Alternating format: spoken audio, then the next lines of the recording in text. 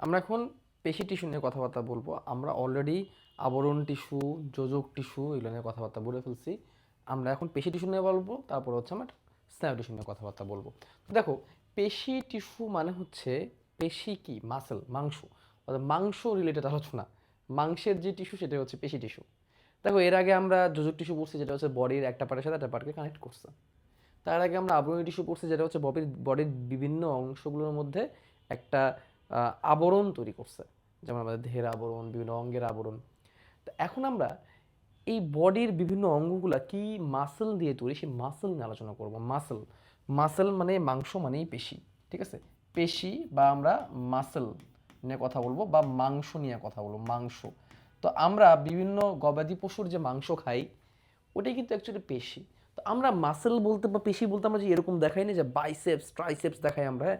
তো এই যে এইটার নাম কি বাইসেপস, আর নিচেটার নাম কি ট্রাইসেপস। তো এই বাইসেপস ট্রাইসেপস এইগুলোই হচ্ছে পেশি বা মাসেল বা মাংস। বাট মাংস কি শুধু বাইসেপস আর ট্রাইসেপস? পেশি কি শুধু এইটাই না? আমাদের হাতের যে এইগুলো তো পেশি। এখানে যে মাংসগুলো আছে এগুলো পেশি। ইভেন আমাদের হাতেও কি আছে? পেশি আছে, মাংস আছে। আমাদের গালেও পেশি আছে, আমাদের মাংস আছে। ঘাড়ে আছে। বডির যে সকল জায়গায় মাংস, সেটাই পেশি। ইভেন যেগুলোকে আমরা অনেক সময় মাংস বলি না, সেটাও পেশি। যেমন আমাদের হার্ট, যেটাকে আমরা কি বলি, হার্টকে বাংলায় কি বলা হয়? মুরগির ক্ষেত্রে মুরগির হার্টকে বলা হয় বিসমিল্লা, অনেকে বলে না বিসমিল্লা, মুরগির বিসমিল্লা।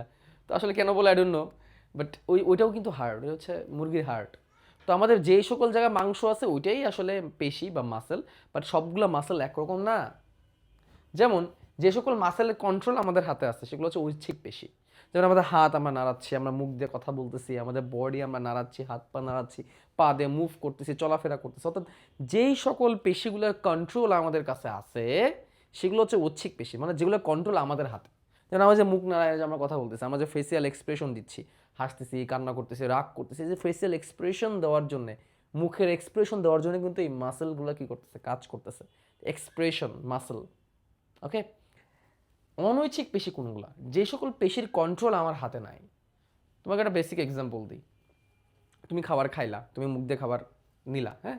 মুখ দিয়ে খাবার নিলা, তুমি চিবাইলা, তুমি জিব্বা দিয়ে খাবারকে নাড়াইলা, হ্যাঁ?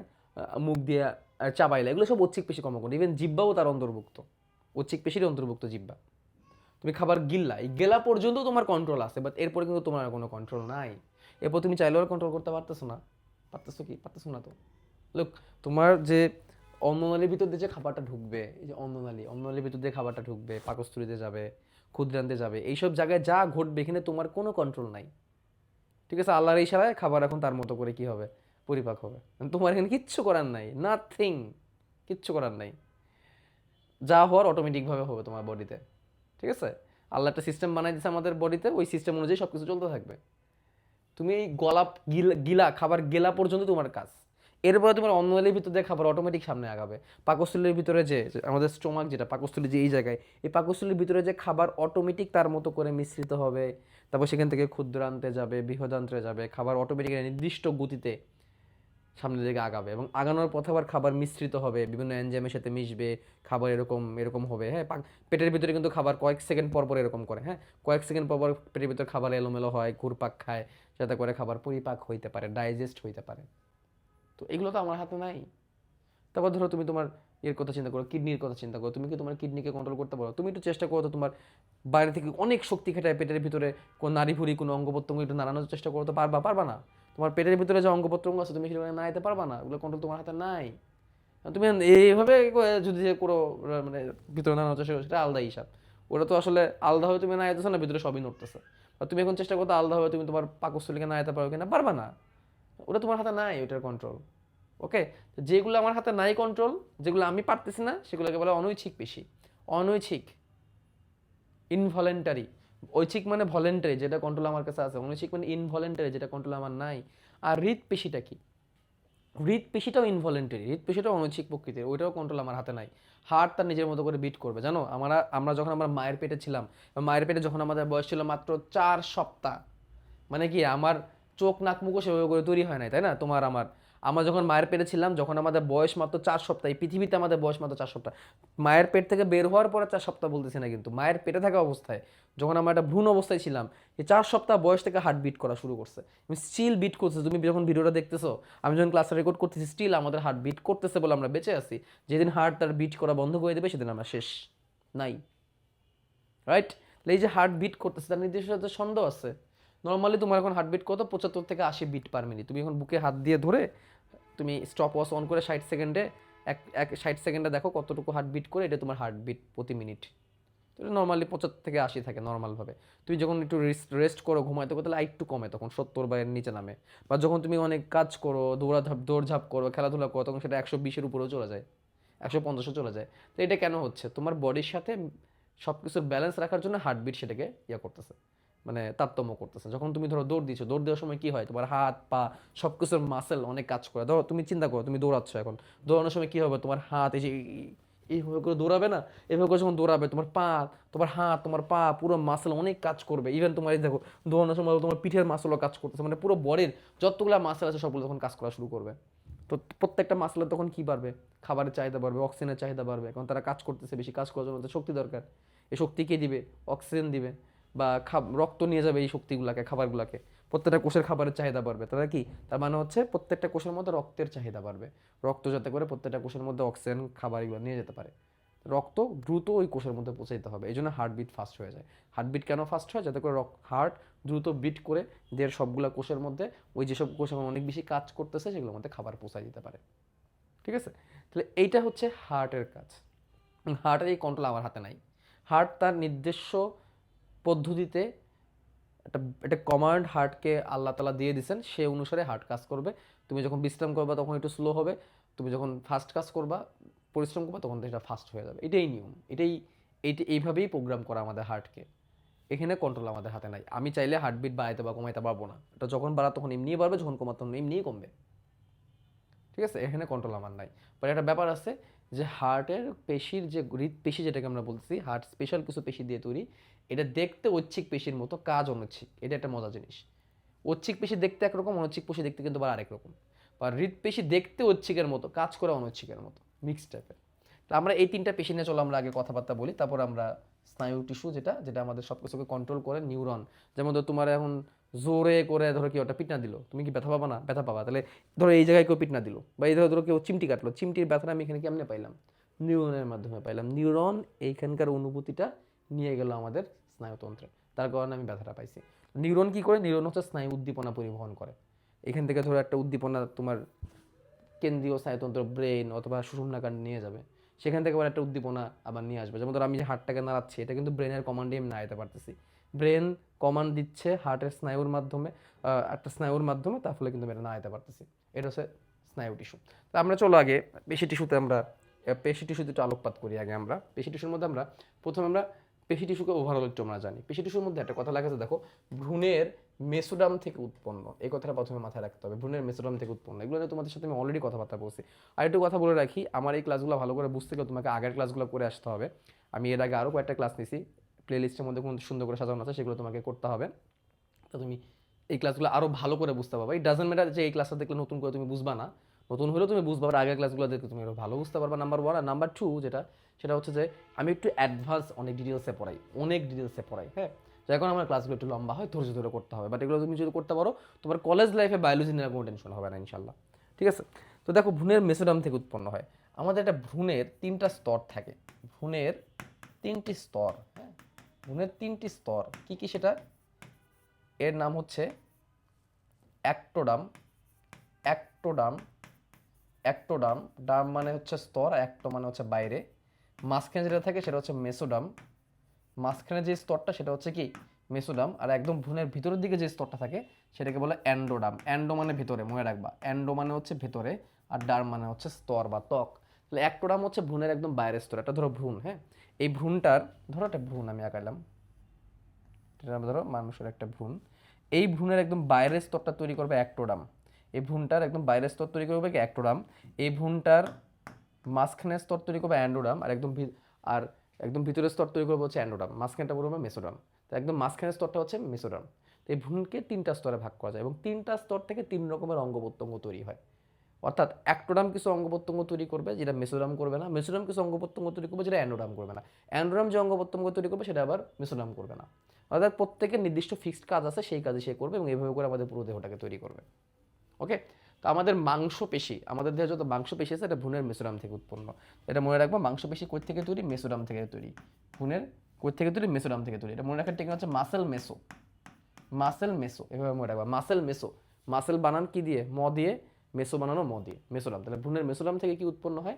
মাংসপেশি উৎপন্ন হয়। তাহলে ভ্রূণের মেসোডার্ম থেকে মাংসপেশি উৎপন্ন হয়। ভ্রূণের কোন স্তর থেকে কি তৈরি হয় এটা আমরা মানব প্রজনন বা জীবের প্রজনন যে অধ্যায় আছে এনারও ভালো করে তোমাদেরকে আমি বলবো ইনশাল্লাহ সামনে। আপাতত এটুকু জেনে রাখো যে আমাদের দেহের যে মাসেলগুলো এগুলো ম্যাক্সিমামই ভ্রূণের মেসোডার্ম থেকে উৎপন্ন হয়, কিছু আছে অন্য, ম্যাক্সিমামই ভ্রূণের মেসোডার্ম থেকে।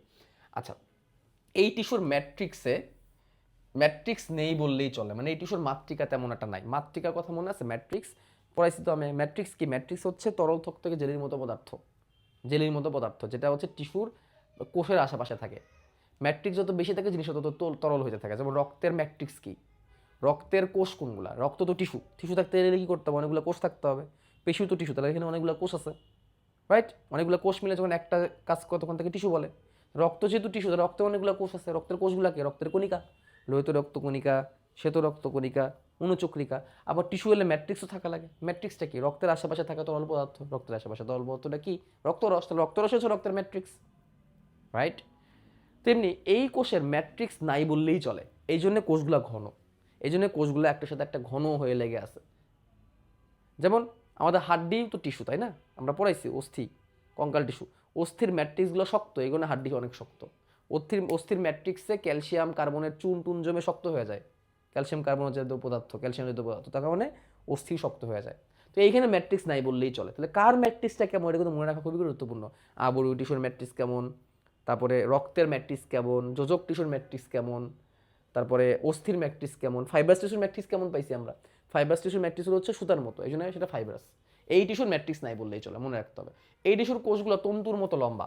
এই টিস্যুর কোষগুলো কেমন? তন্তুর মতো লম্বা বা সরু। দেখো এই যে কোষগুলো, এই যে এটা একটা কোষ, এটা একটা কোষ, এই দেখো কোষগুলো লম্বা লম্বা। আমি একটু পরে দেখাবো তোমাদের কোষগুলো আঁকানো। যেমন আমি তোমাদের একটা অনৈচ্ছিক পেশির কোষ আঁকায় দেখাই, এটা কেমন? এরকম মাকু আকৃতির, এই যে এরকম একটা কোষ, এই যে একটা কোষ। তো এই টিস্যুর কোষগুলো কেমন? প্রথমত লম্বা আর দ্বিতীয়ত সরু, লম্বা এবং সরু, ঠিক আছে? এবং পেশি টিস্যু কয় প্রকার? 3 প্রকার। পেশি টিস্যু কয় প্রকার? 3 প্রকার। কি কি?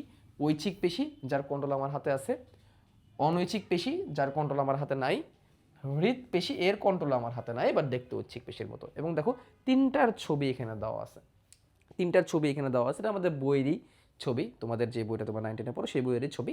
তো আমি 3টাই আঁকানোর সিস্টেম তোমাদেরকে দেখাই দেবো, টেনশনের কিছু নাই, পরীক্ষা এটা আসে সৃজনশীলে। তো 3টার অনেক বৈশিষ্ট্য আছে, এই বৈশিষ্ট্যগুলোকে দেখো আমি এক জায়গায় নিয়ে আসি, যে জিনিসগুলো তোমাদের বইয়ে নাই। বইয়ের পিডিএফ তো আমার এখানে আছে, সেটা আমি তো পড়াই দিবই, সমস্যা নাই। বাট আমি যে কাজটা করতেছি সেটা হচ্ছে বইয়ে যেটা নাই সেটা করে দিচ্ছি। তুমি যখন আমার এই যে স্লাইডগুলো দেখছো আগের ক্লাসগুলোর জন্য তোমাদের করে আসতে বলছি, দেখো বইয়ের মধ্যে এরকম কোনো চার্ট করা নাই রক্তের, আমি সেটাকে করে দিচ্ছি তোমাদের। এগুলো বানাইতে অনেক সময় লাগছে, কেন করতেছি? যাতে করে তোমরা ভালো করে শিখতে পারো, হ্যাঁ।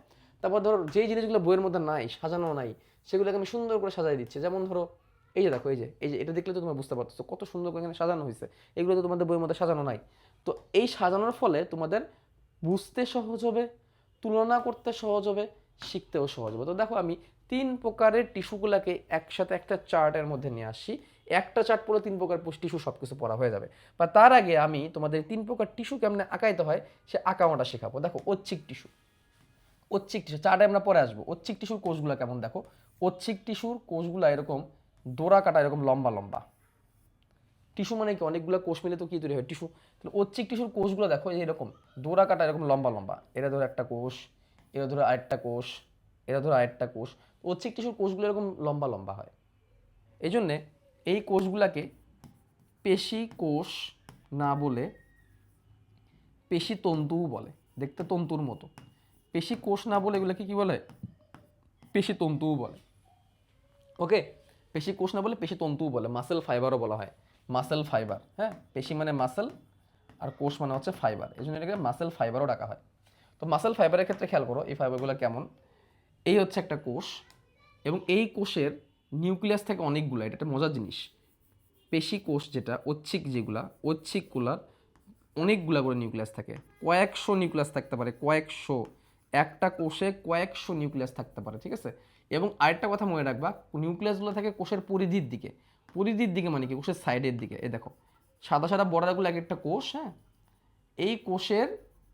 এই কোষের নিউক্লিয়াস অসংখ্য। পেশি কোষের ঐচ্ছিক কোষ যেটা, ঐচ্ছিক কোষের নিউক্লিয়াস কয়েকশো থাকে একটা কোষে, এবং একটা কোষে একাধিক নিউক্লিয়াস থাকতে পারে।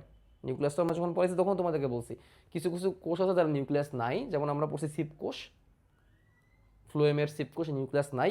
আবার এই কোষের নিউক্লিয়াস অনেকগুলো, একটা কোষে একাধিক নিউক্লিয়াস, হ্যাঁ। এবং এই কোষের আরেকটা ব্যাপার তোমাদের মনে রাখতে হবে, যে এই কোষের ডোরাকাটা দাগ থাকবে।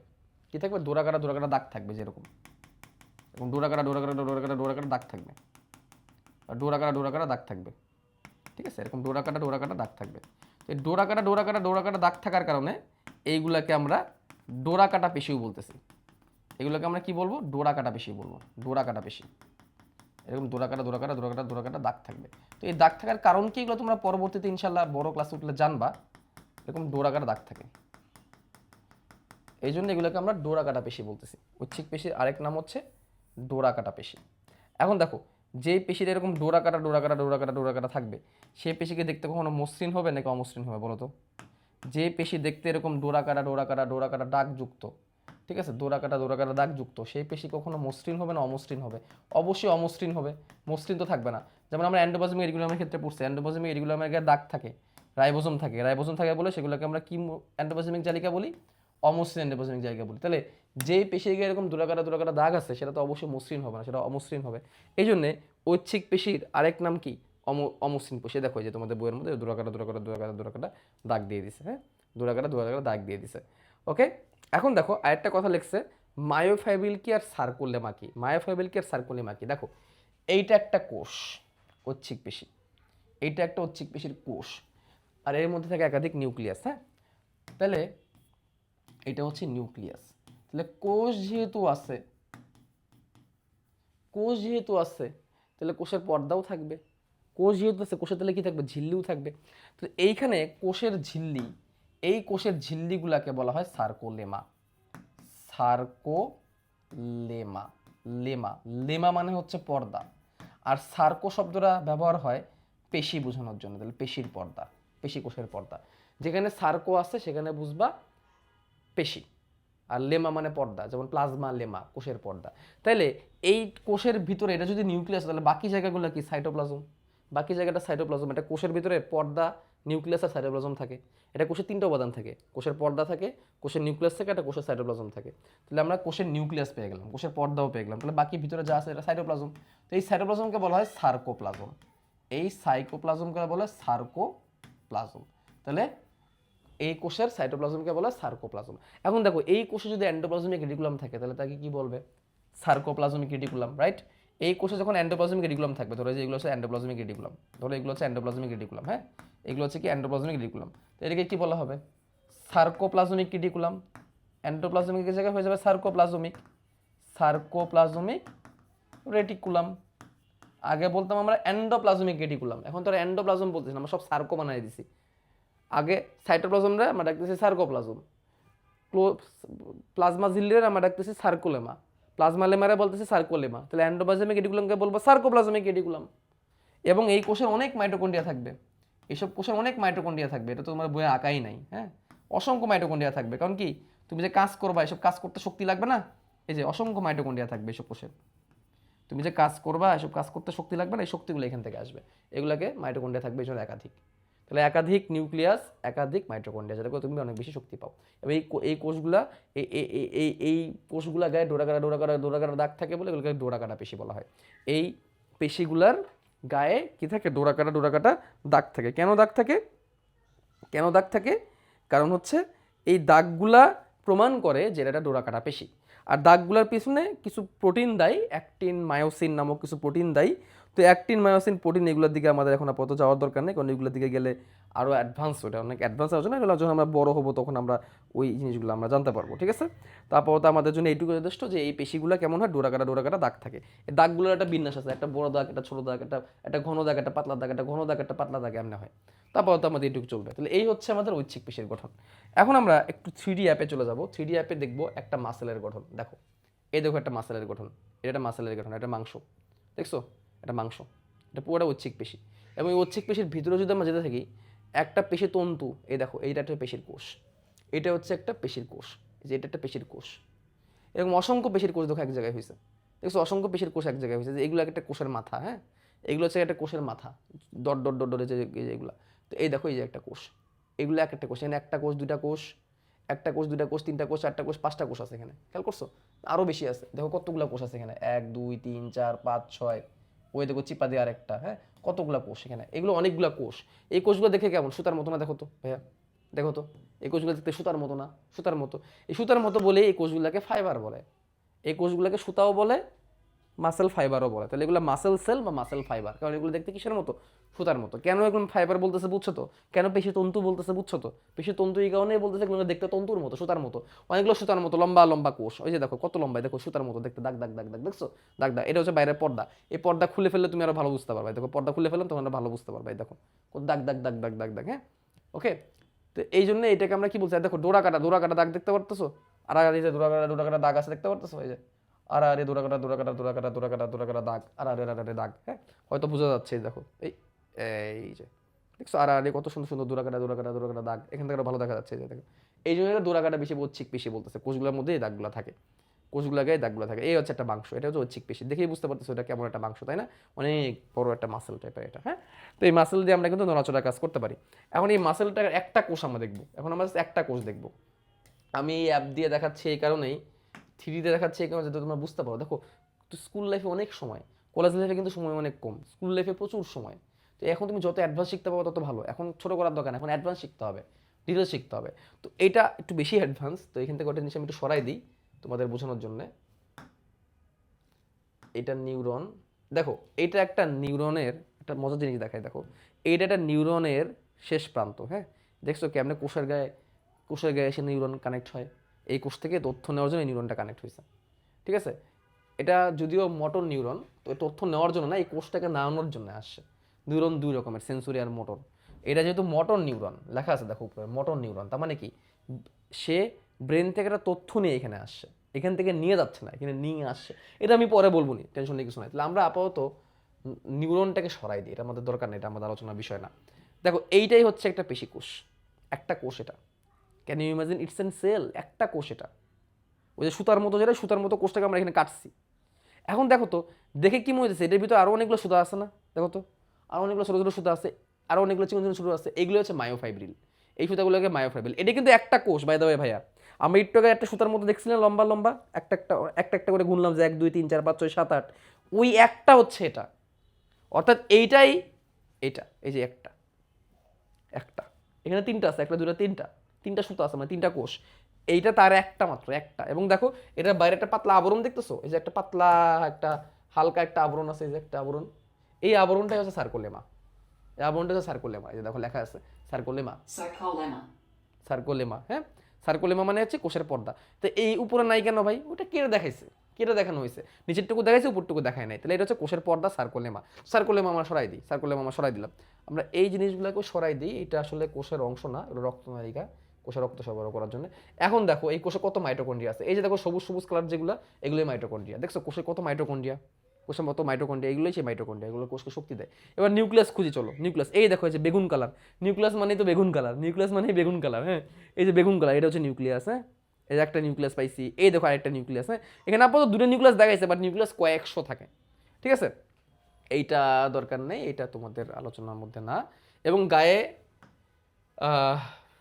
এই দেখো লেখা আছে, এই যে এই যে সুতাগুলা, এগুলাকে বলতেছে মায়োফাইব্রিল। এই সুতাগুলাকে কি বলা হইতেছে? মায়োফাইব্রিল বলা হচ্ছে। কেন এই সুতাগুলাকে আমরা কেন এই সুতাগুলোকে আমরা মায়োফাইব্রিল বলতেছি? দেখো, মাসেল ফাইবার নিজে একটা সুতা, একটা পেশি কোষ একটা নিজে একটা সুতার মতো, আর সে তৈরি ছোট ছোট ছোট ছোট অনেকগুলো সুতা দিয়ে। অর্থাৎ একটা সুতা তৈরি হয়েছে আর অনেকগুলো ছোটো ছোটো সুতা দিয়ে, ওইগুলোর নাম হচ্ছে মায়োফাইব্রিল। ওইগুলোর নাম হচ্ছে কি মায়োফাইব্রিল। এই পুরোটা মিলে কিন্তু একটা কোষ, খেয়াল করো, পুরোটা মিলে কিন্তু একটা কোষ। এই কোষের মধ্যে আবার ছোটো ছোটো ছোটো ছোটো সুতার মতো আছে। অর্থাৎ আমরা পাটের দড়ি বানাই না, দড়ি কি একটা বড় সুতা, বড় দড়ি, ওই পাটের দড়ি কিন্তু আবার অনেকগুলো ছোটো ছোটো ছোটো ছোটো ছোটো সুতা দিয়ে তৈরি। তো এটাই এখানে বোঝাইছে যে এইভাবে এগুলো অনেকগুলো ছোটো ছোটো ছোটো ছোটো সুতা দিয়ে তৈরি। এটা হচ্ছে মায়োফাইব্রিল। তো আই থিঙ্ক এখন মায়োফাইব্রিল কি জিনিস বুঝতে পারছো। মায়োফাইব্রিল হচ্ছে সে নিজে আবার অনেকগুলো ছোটো ছোটো ছোটো ছোটো ছোটো ছোটো ছোটো সুতা দিয়ে তৈরি, ওইগুলো হচ্ছে মায়োফাইব্রিল। ওইগুলো হচ্ছে মায়োফাইব্রিল। আরেকটা কথা মনে রাখবা, মায়ো, কোথাও যদি মায়ো শব্দটা দেখো তাহলে বুঝবে সেটা মাংস বা মাসেল। কোথাও যদি মায়ো শব্দটা দেখো তাহলে সেটা বুঝবা মাসেল বা মাংস। এটা একটা টেকনিক মনে রাখবা, কোথাও মায়ো শব্দটা দেখলে বুঝবা মায়ো, মাংস বা মাসেল। তাহলে এখানে আমরা মায়োফাইব্রিল দেখলাম, এটা ডোরাকাটা পেশি, এটা ডোরাকাটা পেশি, এটা এটা ঐচ্ছিক পেশি, এটা কন্ট্রোল আমাদের হাতে আছে, এটা কয়েকশো নিউক্লিয়াস থাকে। ও আর নিউক্লিয়াসগুলো কোন জায়গায় দেখছো, নিউক্লিয়াসগুলো কিন্তু বাইরের দিকে দেখছো, এই যে পরিধির দিকে, এই যে এটাই বুঝাইছে পরিধির দিকে। নিউক্লিয়াস নর্মালি কি হয়, কোষের মাঝখানে থাকে না। কোষের মাঝখানে কি জায়গা আছে বলো, কোষের মাঝখানে কোনো জায়গা আছে নাই, কোষের মাঝখানে অনেকগুলো মায়োফাইব্রিল আছে। এই জন্য কোষের মাঝখানে কিন্তু মাইটোকন্ড্রিয়া আছে, বাই দ্য ওয়ে মাইটোকন্ড্রিয়া আছে কোষের মাঝে মাঝে, দেখো যে মাঝে মাঝে অনেক মাইটোকন্ড্রিয়া আছে, দেখো যে মাইটোকন্ড্রিয়া দেখতে কেমন, এই যে মাইটোকন্ড্রিয়া। কিন্তু কোষের নিউক্লিয়াসগুলো বাইরের দিকে, পরিধির দিকে, সাইডের দিকে, এই যে দেখো এই যে নিউক্লিয়াসটা কোন দিকে, বাইরের দিকে, পরিধির দিকে। তো এই জন্য আমি এটা লিখছি যে নিউক্লিয়াসগুলো পরিধির দিকে, কিন্তু মাইটোকন্ড্রিয়াগুলো মাঝখানে থাকতে পারে। এই হচ্ছে ঐচ্ছিক পেশি, এই হচ্ছে ঐচ্ছিক পেশি। এবং এর সংকোচন প্রসারণ ক্ষমতা আমাদের নিজেদের হাতে আছে, এবং অনেক বেশি সংকোচন প্রসারণ করলে একটা সময় ক্লান্ত হয়ে যাবে। যেমন তুমি যদি অনেকক্ষণ এরকম করো, তুমি কি হয়ে যাবে, টায়ার্ড হয়ে যাবা, রাইট। তো এর বেশি সংকোচন প্রসারণ করলে সে কি হয়ে যায়, টায়ার্ড হয়ে যায়। তাহলে এই হচ্ছে কি পেশি, ঐচ্ছিক পেশি। আচ্ছা, ঐচ্ছিক পেশির আরেকটা নাম আছে, সেটা হচ্ছে কঙ্কাল পেশি। ঐচ্ছিক পেশির একটা নাম আছে কঙ্কাল পেশি। কেন কে কঙ্কাল পেশি বলে, তোমাদের একটা মজার জিনিস দেখাই। দেখো এই যে মানুষের হাড্ডি, মানুষের হাড্ডি দেখুন, যদি আমি মাসেল অ্যাড করি, মাসেলগুলো অ্যাড করি, ঠিক আছে, মাসেল অ্যাড করলাম, মাংস অ্যাড করলাম, তো দেখো এখানে ট্রাইসেপস চলে আসছে। এই যে হাড্ডির, হাতের পেছনের যে হাড়গুলা, এটা তো সামনের দিক, এটা তো সামনের দিক, এটা তো সামনের দিক, সামনের দিক, সামনের দিকে হাড় হচ্ছে, মাসেল হচ্ছে বাইসেপস। সামনেরগুলো আমরা বলি বাইসেপস। এই যে দেখো এই যে যেটা অ্যাড হয়েছে বাইসেপস, সামনে যেটা অ্যাড হয়েছে এটা হচ্ছে বাইসেপস। বাই কেন, বাই মানে দুই, বাইসেপস পেশি আসলে দুইটা বেশি অ্যাকচুয়ালি, এই জন্য বাইসেপস। সামনেটা হচ্ছে বাইসেপস, আর পেছনেরটা কি ট্রাইসেপস। এই যে পেছনেরটা, পেছনেরটা হচ্ছে ট্রাইসেপস। এই যে ট্রাইসেপসের তিনটা পার্ট থাকে, তিনটা মুখ থাকে, হ্যাঁ তিনটা মুখ থাকে, জন্য তার নাম হচ্ছে ট্রাইসেপস। তিনটা মুখ থাকে, এখান থেকে দুইটা দেখা যাচ্ছে, আরও একটা আছে ট্রাইসেপস, এই যে পিছন দিকে, এই যে ভিতর দিকে একটা আছে ট্রাইসেপস। তো এই বাইসেপস আর ট্রাইসেপস এই পেশিগুলো দেখো সরাসরি হাড্ডির সাথে কানেক্টেড, খেয়াল করছো, এই পেশি কিন্তু হাড্ডির সাথে কানেক্টেড, প্রত্যেকটা হাড়ের সাথে কানেক্টেড। অর্থাৎ ঐচ্ছিক পেশির কাজ কি, তোমাকে নাড়াচাড়া করানো। তুমি নাড়াচাড়া কখন করতে পারবা, তুমি নাড়াচাড়া তখনই করতে পারবা যখন তোমার হাড্ডি তোমার পেশির সাথে নড়বে। শুধু মাসেল থাকলে হবে না, হাড্ডিও নড়তে হবে। তাহলে যেই পেশিগুলো নড়াচড়া করে, ঐচ্ছিক পেশিগুলো অবশ্যই হাড্ডির সাথে কানেক্টেড। যেমন তুমি মুখ উঠানামা করবা, এই যে মুখ আমি উঠানামা করলাম, এটার জন্য কিন্তু শুধু মাসেল থাকলে হবে না, হাড্ডিও থাকা লাগবে। আবার হাড্ডি একা পারবে না যদি মাসেল না থাকে, না একটা একটার সাথে ওতপ্রোতভাবে জড়িত। তো এই ঐচ্ছিক পেশিগুলো অলওয়েজ হাড্ডির সাথে কানেক্টেড থাকে, যাতে করে উঠানামা করতে পারে, নাড়াচাড়া করতে পারে। এই জন্য এগুলোকে কঙ্কাল পেশি বলে, কারণ কঙ্কালের সাথে কানেক্টেড। কিন্তু দেখো, অনৈচ্ছিক পেশি যেগুলো, যেমন ধরো আমি কিডনি অ্যাড করি, কিডনি অ্যাড করি, যে কিডনি অ্যাড করলাম, খেয়াল করছো যে কিডনি অ্যাড করে দিলাম, কিডনির সাথে সরাসরি হাড্ডির কোনো কানেকশন আছে, হাড্ডির সাথে লেগে থাকতে পারে, বাট কিডনির সাথে সরাসরি হাড্ডির কোনো কানেকশন নাই, সরাসরি হাড্ডির কিন্তু কোনো কানেকশন নাই, প্রয়োজন নাই, ঠিক আছে। তারপর ধরো আমি পরিপাকতন্ত্র অ্যাড করি, এই যে পরিপাকতন্ত্র, এত বড় পরিপাকতন্ত্র অ্যাড করে দিলাম। পরিপাকতন্ত্রটাকে হাড্ডি জাস্ট প্রোটেক্ট করে রাখছে, সেফ করে রাখছে, কিন্তু তার সরাসরি হাড্ডির সাথে কোনো কানেকশন নাই, কারণ তার কন্ট্রোল আমাদের নিজেদের হাতে নাই। আমরা এই পরিপাকতন্ত্রকে, এই অংশটুকুকে আমরা কন্ট্রোল করতে পারি না, এই জন্য এখানে আমার কোনো কন্ট্রোল নাই, আমি পারি না এটা নাড়াচাড়া করতে, এই জন্য এইগুলোর সাথে হাড্ডির কোনো কানেকশন নাই। ওকে, তাহলে এই জন্য এটাকে কঙ্কাল পেশিও বলা হয়, ঐচ্ছিক পেশিকে। এখন আমরা একটা অনৈচ্ছিক পেশি দেখব, এখন আমরা দেখবো একটা অনৈচ্ছিক পেশি, অনৈচ্ছিক পেশি বা মসৃণ পেশি। এই যে এগুলো একটা কোষ, এখানে কয়টা কোষ আছে, একটা দুইটা তিনটা চারটা পাঁচটা ছয়টা সাতটা কোষ আছে, এগুলো অনৈচ্ছিক পেশির কোষ। এইগুলা দেখতে মাকু আকৃতির, কি আকৃতির, মাকু আকৃতির। মাকুকে ইংলিশে বলা হয় স্পিন্ডল, মাকুকে ইংলিশে বলা হয় কি স্পিন্ডল আকৃতি। তাহলে অনৈচ্ছিক পেশি কি আকৃতির, স্পিন্ডল আকৃতির, মাকু আকৃতির। এবং এই কোষের বাইরে কোনো দোরাকাটা দাগ নাই, এই জন্য এটাকে মসৃণ পেশি বলে। তাহলে ঐচ্ছিক পেশি যেটা আমাদের হাতে কন্ট্রোল ছিল, ওদের বাইরে দোরাকাটা দাগ ছিল, এই জন্য এটাকে দোরাকাটা পেশি বলছি, ঐচ্ছিক পেশি বলছি, বা অমসৃণ পেশি বলছি।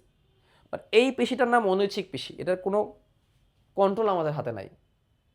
এটা আমাদের দেহের বিভিন্ন অঙ্গ প্রত্যঙ্গ তৈরি করবে, দেহের ভিতরে যেগুলো থাকে, যেমন ধরো পরিপাক নালী, পাকস্থলী, ক্ষুদ্রান্ত, জরায়ু, কিডনি, এগুলো তৈরি করতে হেল্প করবে, মূত্রথলি, এগুলো তৈরি করতে হেল্প করবে। বাট এদের কন্ট্রোল আমাদের হাতে নাই, এবং এদের বাইরে কোনো ডোরাকাটা দাগও নাই, এই জন্য এরা মসৃণ পেশি, এরা মসৃণ পেশি, কিন্তু এদের কন্ট্রোল আমাদের হাতে নাই।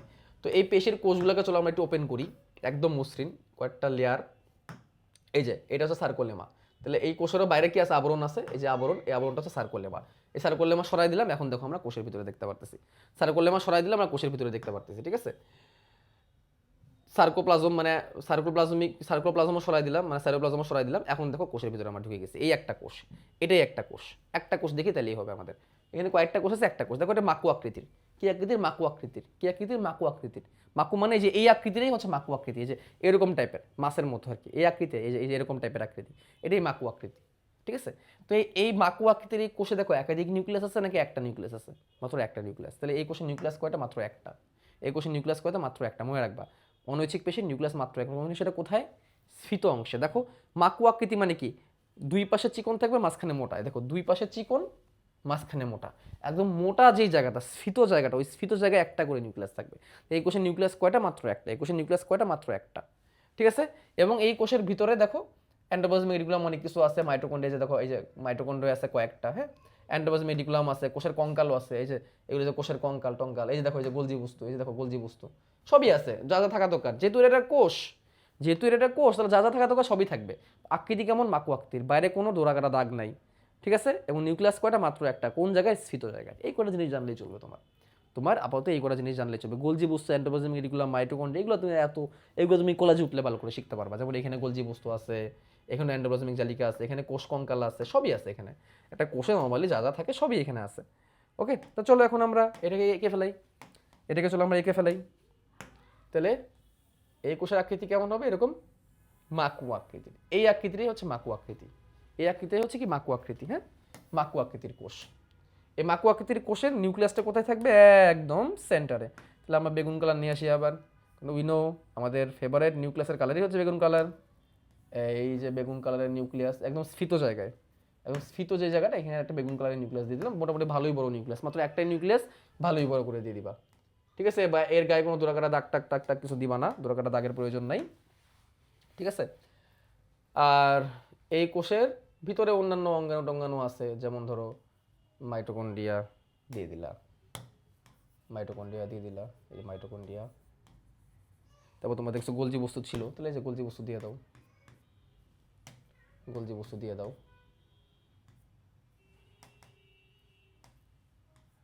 গোলজি বস্তু দিয়ে দাও। তারপর অন্যান্য উপাদান যা যা ছিল দিয়ে দিলা। কিছু কিছু ভিতরে কিছু কোষ কঙ্কাল ছিল, যে ভিতরে কিন্তু কোষ কঙ্কাল ছিল, এরকম কোষ কঙ্কাল কঙ্কাল দিয়ে দিতে পারো। এই তো হয়ে গেল, একটাই মাত্র নিউক্লিয়াস। হ্যাঁ, তোমাদের বইয়ের চিত্রটা দেখো কেমন, এই যে এরকম, ঠিক আছে। এটারও সার্কোলেমা থাকবে, এটারও মায়োফাইবিল বা তন্তু থাকবে, মায়োফাইবিল দিয়ে দিতে পারো, মায়োফাইবিল দিয়ে দিতে পারো, এরকম মায়োফাইবিল দিয়ে দিতে পারো। তাহলে এটা বাইরের যেই আবরণ, এটাকে বলা হবে সার্কোপ্লাজম, সার্কোপ্লাজম, সরি সার্কোলেমা, ভুল করলাম, সার্কোলেমা। এর একটাই নিউক্লিয়াস, আর বাইরের দিকে তন্তু আকারে মায়োফাইবিল দিয়ে দিলা। মায়োফাইবিল মানে কি? যেটা দিয়ে সে তৈরি, যেই তন্তু দিয়ে সে তৈরি, সে নিজে একটা তন্তু, বা সে যেটা দিয়ে তৈরি, এটা হচ্ছে মায়োফাইবিল। এই তো, এই হয়ে গেল অনৈচ্ছিক টিস্যু, এবং গায়ে কোনো দোরাকারা দাগ টাক নাই। এবার আসি সব থেকে ইন্টারেস্টিং, হৃদপেশি। সব থেকে ইন্টারেস্টিং হৃদপেশি। এই দেখো, এটা ঐচ্ছিক পেশি আর অনৈচ্ছিক পেশি, এর কোনো শাখা পোশাখা নাই কিন্তু। ঐচ্ছিক পেশিরও কিন্তু কোনো শাখা পোশাখা ছিল না, অনৈচ্ছিক পেশিরও কোনো শাখা পোশাখা নাই। এই একমাত্র হৃদপেশি, দেখতে দেখো ঐচ্ছিকের মতো, কিন্তু দেখতে কিসের মতো? ঐচ্ছিকের মতো। দেখো দোরাকারা দোরাকারা দাগও আছে, ঠিক আছে। তারপরে মায়োফাইবিলও আছে, সবই আছে, নিউক্লিয়াসও মাঝ বরাবর। কিন্তু ঝামেলা হচ্ছে এ শাখা পোশাখাযুক্ত, একই যুক্ত, শাখা পোশাখাযুক্ত। আর দুটা কোষ যে জায়গায় মিলিত হয় সেই জায়গায় আছে ইন্টারক্যালেটেড ডিস্ক। এটা একটা সব থেকে ইন্টারেস্টিং জিনিস। এই প্রশ্নটা প্রায় আসে যে ইন্টারক্যালেটেড ডিস্ক কার পাওয়া যায়, এই ইন্টারক্যালেটেড ডিস্ক এটা কার পাওয়া যায়, এই প্রশ্নটা খুব আসে। ইন্টারক্যালেটেড ডিস্ক কার পাওয়া যায়? ইন্টারক্যালেটেড ডিস্ক পাওয়া যায় হচ্ছে ঐচ্ছিক পেশি, এই হৃদপেশি। দুটা কোষের সংযোগস্থল এরকম ডিস্কের মতো আছে, এটাকে ইন্টারক্যালেটেড ডিস্ক বলা হয়। এইটা যে কত আসে পরীক্ষায়, যে ইন্টারক্যালেটেড ডিস্ক কার পাওয়া যায়? হৃদপেশির পাওয়া যায়। তো হৃদপেশির গঠনটা কেমন হবে তাহলে দেখো, আমরা দুইটা ঐচ্ছিক পেশির মতো গঠন পাশাপাশি আঁকাবো। একে এরকম একটা ব্রাঞ্চ তৈরি করে দিব, এরকম একটা ব্রাঞ্চ তৈরি করে দিব, শাখা তৈরি করে দিব। হ্যাঁ, এরকম শাখা তৈরি করে দিব, তাহলে সেটা হৃৎপেশি হয়ে যাবে। তারপরে এখান থেকে একটা শাখা বের করতে পারি আমরা,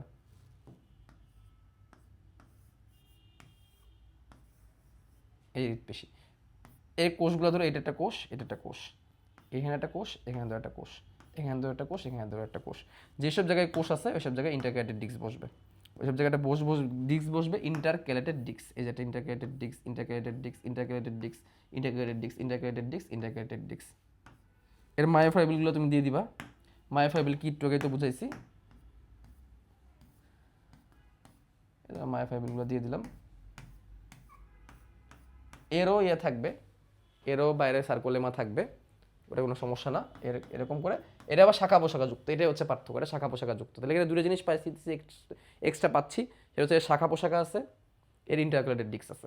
এই দুটো জিনিস আমরা এক্সট্রাভাবে পাচ্ছি। তাহলে আমরা লিখে দিই, এটা হচ্ছে ইন্টারক্যালেটেড ডিস্ক, ইন্টার মানে মধ্যবর্তী, ক্যালেটেড ডিস্ক, ইন্টারক্যালেটেড ডিস্ক আছে, শাখা আছে, মায়োফাইবেল আছে। কারণ এর নিউক্লিয়াসটা না খুব ইন্টারেস্টিং জিনিস। এই নিউক্লিয়াসটা কোথায় থাকে? এই নিউক্লিয়াস থেকে কোষের একদম কেন্দ্রে, কোষের কেন্দ্র অংশের নিউক্লিয়াসগুলো থাকে কেন্দ্রে, একদম মাঝ বরাবর। হ্যাঁ, কোষের সেন্টারের নিউক্লিয়াসগুলো থাকে। একটা কোষে একটাই নিউক্লিয়াস থাকে, বাট সেন্টারের দিকে থাকে। ঠিক আছে, এই হচ্ছে কি, এই হচ্ছে হৃৎপেশি। দেখে তো কিছু বাদ দিল না?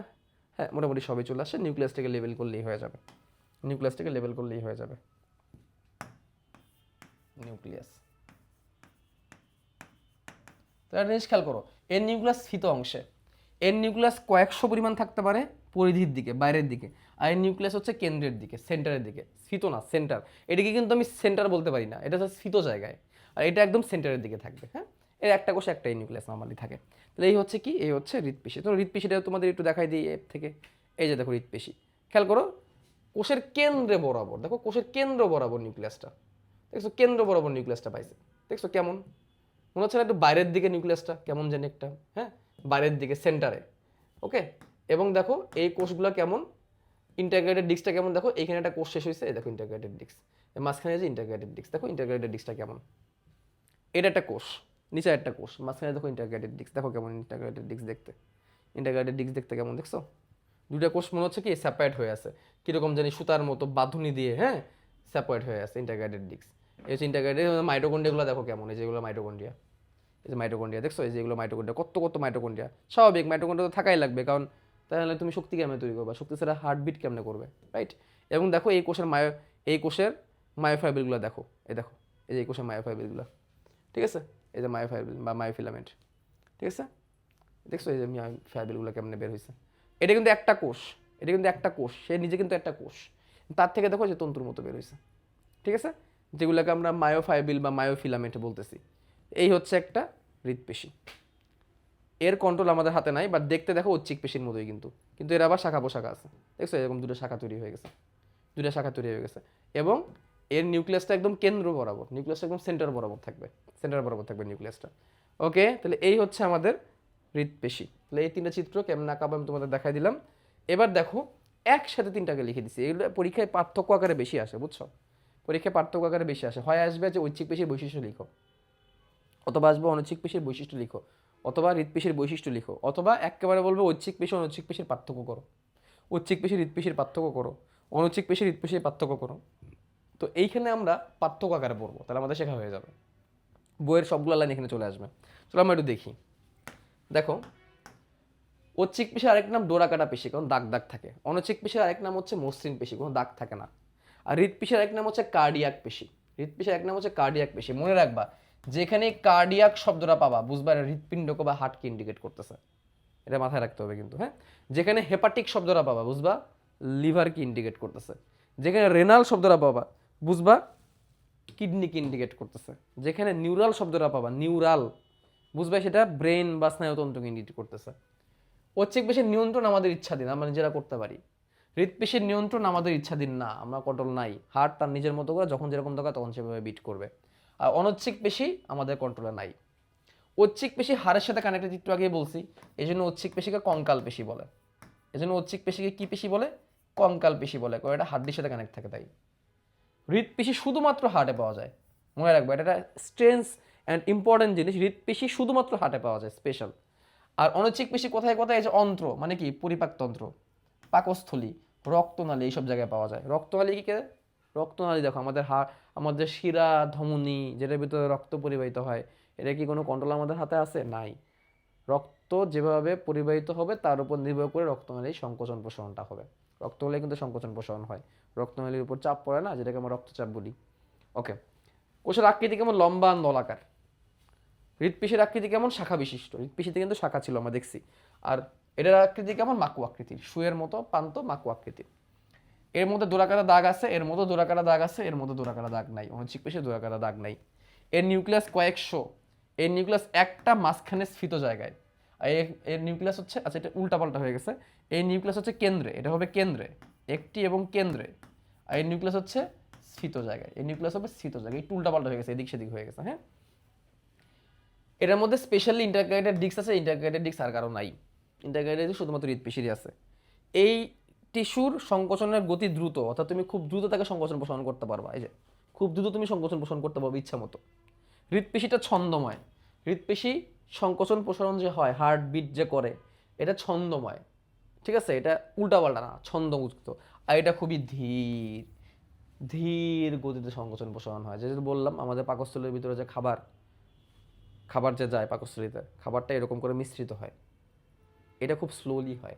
এটা এমন যে খুব দ্রুত হয়, খুব দ্রুত হলে তো তুমি বুঝতে পারতা। ঠিক আছে, আচ্ছা। আর কাজ, এটার কাজ হচ্ছে দেহকে নড়াচড়া করা, এটার কাজ হচ্ছে রক্তকে পাম্প করা, কারণ হার্টের কাজই হচ্ছে রক্ত পাম্প করা। আর এটার কাজ হচ্ছে দেহের বিভিন্ন ভিতরে যে অঙ্গগুলো, এই যে এই অঙ্গগুলো, এগুলোকে নিয়ন্ত্রণ করা। ঠিক আছে, তো এই হচ্ছে আমাদের কিসের কথাবার্তা, এই হচ্ছে আমাদের পেশির কথাবার্তা। আমরা যদি একটু বয়ে যাই, আমাদের স্লাইডে আরও কিছু ছবি আছে, আমরা আপাতত একটু একটু বয়ে যাব। দেখো পেশি টিস্যু কি লিখছে দেখো, পেশি টিস্যু ভ্রূণের মেসোরাম থেকে তৈরি, এটা আমরা জানছি। সংকোচন প্রসারণ ক্ষমতা সম্পন্ন, কারণ পেশি সংকোচন প্রসারণ হইতে পারে। ঠিক আছে, এদের মাতৃকা প্রায় অনুপস্থিত, এটাও বলছি, মাতৃকা তেমন নাই। কোষগুলো লম্বা, সরু, তন্তুময়। দোরাকাটা দাগ থাকে, দোরাকাটা দাগ থাকলে দোরাকাটা পেশি বলবে, দোরাকাটা দাঁত না থাকলে মসৃণ পেশি বলবে। ঠিক আছে, আচ্ছা। এই যে দেখো চিত্র, ঐচ্ছিক পেশি। এই পেশি ইচ্ছা অনুযায়ী সংকোচন প্রসারণ হয়। এগুলো নলাকার, কোনো শাখা প্রশাখা নাই, এবং ডোরাকারা দাগযুক্ত। এদের একাধিক নিউক্লিয়াস থাকে, দ্রুত সংকোচন প্রসারণ হয়। এই যে দ্রুত আমরা এটাকে কাজ করাইতে পারি। ঠিক আছে, অস্থির সাথে লেগে থাকে, হাড্ডির সাথে লেগে থাকে, এজন্য এটাকে কি পেশি বলা হয়? কঙ্কাল পেশি বলা হয়। গেল। অনুচিক পেশি, এই পেশির টিস্যু সংকোচন প্রসারণ ইচ্ছাধীন নয়, আমরা পাই না এটাকে কন্ট্রোল করতে। এইগুলো আকৃতি কেমন? মাকু আকৃতির, এদের গায়ে আড়াআড়ি দাগ থাকে না, এই জন্য এটাকে মসৃণ পেশি বলে। রক্তনালী, পরিপাক নালী ইত্যাদির গায়ে এগুলো থাকে। ঠিক আছে, গেল। হৃৎপেশি, হৃৎপেশি এই টিস্যু মেরুদণ্ডে পায়নি, শুধুমাত্র হৃৎপিণ্ডে পাওয়া যায়, শুধুমাত্র হৃৎপিণ্ডে পাওয়া যায়, এবং অনৈচ্ছিক, বিশেষ ধরনের অনৈচ্ছিক। বিশেষ ধরনের অনৈচ্ছিক কেন বলছে? কাজে অনৈচ্ছিক, দেখতে পারে ঐচ্ছিকের মতো, তাই। এটা শাখান্বিত, অর্থাৎ এর শাখা থাকে, শাখা প্রশাখা থাকে, এবং আড়াআড়ি দাগযুক্ত। ইন্টারক্যালেটেড ডিস্ক পাওয়া যায়, ভালো করে মনে রাখবে, এটা পরীক্ষায় আসবে। এদের সংকোচন প্রসারণ পানির ইচ্ছাধীন নয়। ঠিক আছে, দেখতে ঐচ্ছিক পেশির মতো হইলেও আমরা কাজ করতে পারি না এটাকে নিয়ে। কার্ডিয়াক পেশির কোষগুলো শাখার মাধ্যমে যুক্ত থাকে। সব কার্ডিয়াক পেশি সমন্বিতভাবে সংকোচন প্রসারণ হয়। মানব ভ্রূণ সৃষ্টির একটি বিশেষ পর্যায় থেকে মৃত্যুর পূর্ব পর্যন্ত হৃৎপিণ্ড সংকোচন প্রসারণ হয়। এটা তো আমি বলেই দিলাম, ভ্রূণের 4 সপ্তাহ বয়স থেকে, ওই যে মানুষের ভ্রূণ যখন মায়ের পেটে 4 সপ্তাহ বয়স, তখন থেকে এটা হার্টবিট শুরু হয়েছে। এটা নির্দিষ্ট গতিতে সংকোচন প্রসারণ হয়, যাতে করে সারা দেহের মধ্যে রক্ত পাম্প হইতে পারে, সারা দেহের মধ্যে যাতে রক্ত ছড়া যেতে পারে। হার্টের কাজ কি? সারা দেহে রক্ত ছড়ানো। নির্দিষ্ট গতিতে হয়, যখন বাড়ার দরকার তখন বাড়বে, যখন কমার দরকার তখন কমবে। এটার কন্ট্রোল তোমার হাতে নাই। তুমি যখন রেস্ট করবে তখন অটোমেটিক হার্টের সংকোচন প্রসারণের গতি কমে যাবে, স্লো হয়ে যাবে। আর তুমি যখন দৌড়াবো অটোমেটিক হার্টের সংকোচন প্রসারণের গতি বাড়বে, হার্টবিট বাড়িয়ে যাবে। তোমার নিজের কিছু করার দরকার নেই, অটোমেটিক যা হওয়ার তাই হবে। তাহলে এই হচ্ছে পেশি। পেশির ছবিগুলো দেখো, আমি এখান থেকে তোমাদের দেখাই দিই। এই যে একটু আমরা এইগুলোই দেখছি, দেখো একটু এই ছবিটাই দেখছি, আমি স্লাইডেও দিয়ে দিচ্ছি। তোমাদের অনেকের কাছে তো অ্যাপটা না, এই জন্য স্লাইডেই দিয়ে দিলাম। এই হচ্ছে একটা মাংস, এই হচ্ছে মাংসের একটা কোষ, এইটা হচ্ছে একটা কোষ। হ্যাঁ, এটা পুরোটা হচ্ছে মাংস, এটা পুরোটা হচ্ছে মাংস। এইটা হচ্ছে পেশি কোষ, পেশিতন্তু, আর এগুলো হচ্ছে পেশিতন্তুর মায়োফাইবিল। এই পুরোটাই পেশিতন্তু। হ্যাঁ, এই পুরোটাই পেশিতন্তু, এই পেশিতন্তুর এগুলো হচ্ছে মায়োফাইবিল, মায়োফাইবিল। ঠিক আছে, এটা হচ্ছে নিউক্লিয়াস। ওকে, সেম এটাও একটু আমরা দেখছি, আমি এখানে ছবি দিয়ে দিলাম। জাস্ট আমি প্রত্যেকটা ছবি স্ক্রিনশট দিয়ে আগে থেকে দিয়ে রাখছি, যাতে করে তুমি অ্যাপ না থাকলেও দেখতে পারো এখান থেকে। এটা আমি দেখাই দিচ্ছি একটু আগে তোমাদেরকে, এবং এটাও তোমাদের একটু আগে দেখাই দিচ্ছি। দেখো এই যে নিউক্লিয়াস, এই হচ্ছে ইন্টারক্যালেটেড ডিস্ক, এটা আবার মার্ক করে দিলাম, ইন্টারক্যালেটেড ডিস্ক, ইন্টারক্যালেটেড ডিস্ক। কি দেখে বুঝবো? হৃদপেশি। ইন্টারক্যালেটেড ডিস্ক দেখে বুঝবো, আর শাখা থেকে বুঝবো। কি থাকে? শাখান্বিত থাকে, মানে শাখা থাকে, শাখা থেকেই বোঝা যাবে এটা আসলে কি কি হৃদপেশি। এবং হৃদপেশির নিউক্লিয়াস, নিউক্লিয়াসটা কেন্দ্রের দিকে থাকে, নিউক্লিয়াসটা কেন্দ্রের দিকে। অনৈচ্ছিক পেশির নিউক্লিয়াস কিন্তু স্ফীত জায়গায়, এই যে স্ফীত জায়গায়। ঠিক আছে, তো এই হচ্ছে কথাবার্তা। তো এখন চলো আমরা স্নায়ু কলাটা দেখি।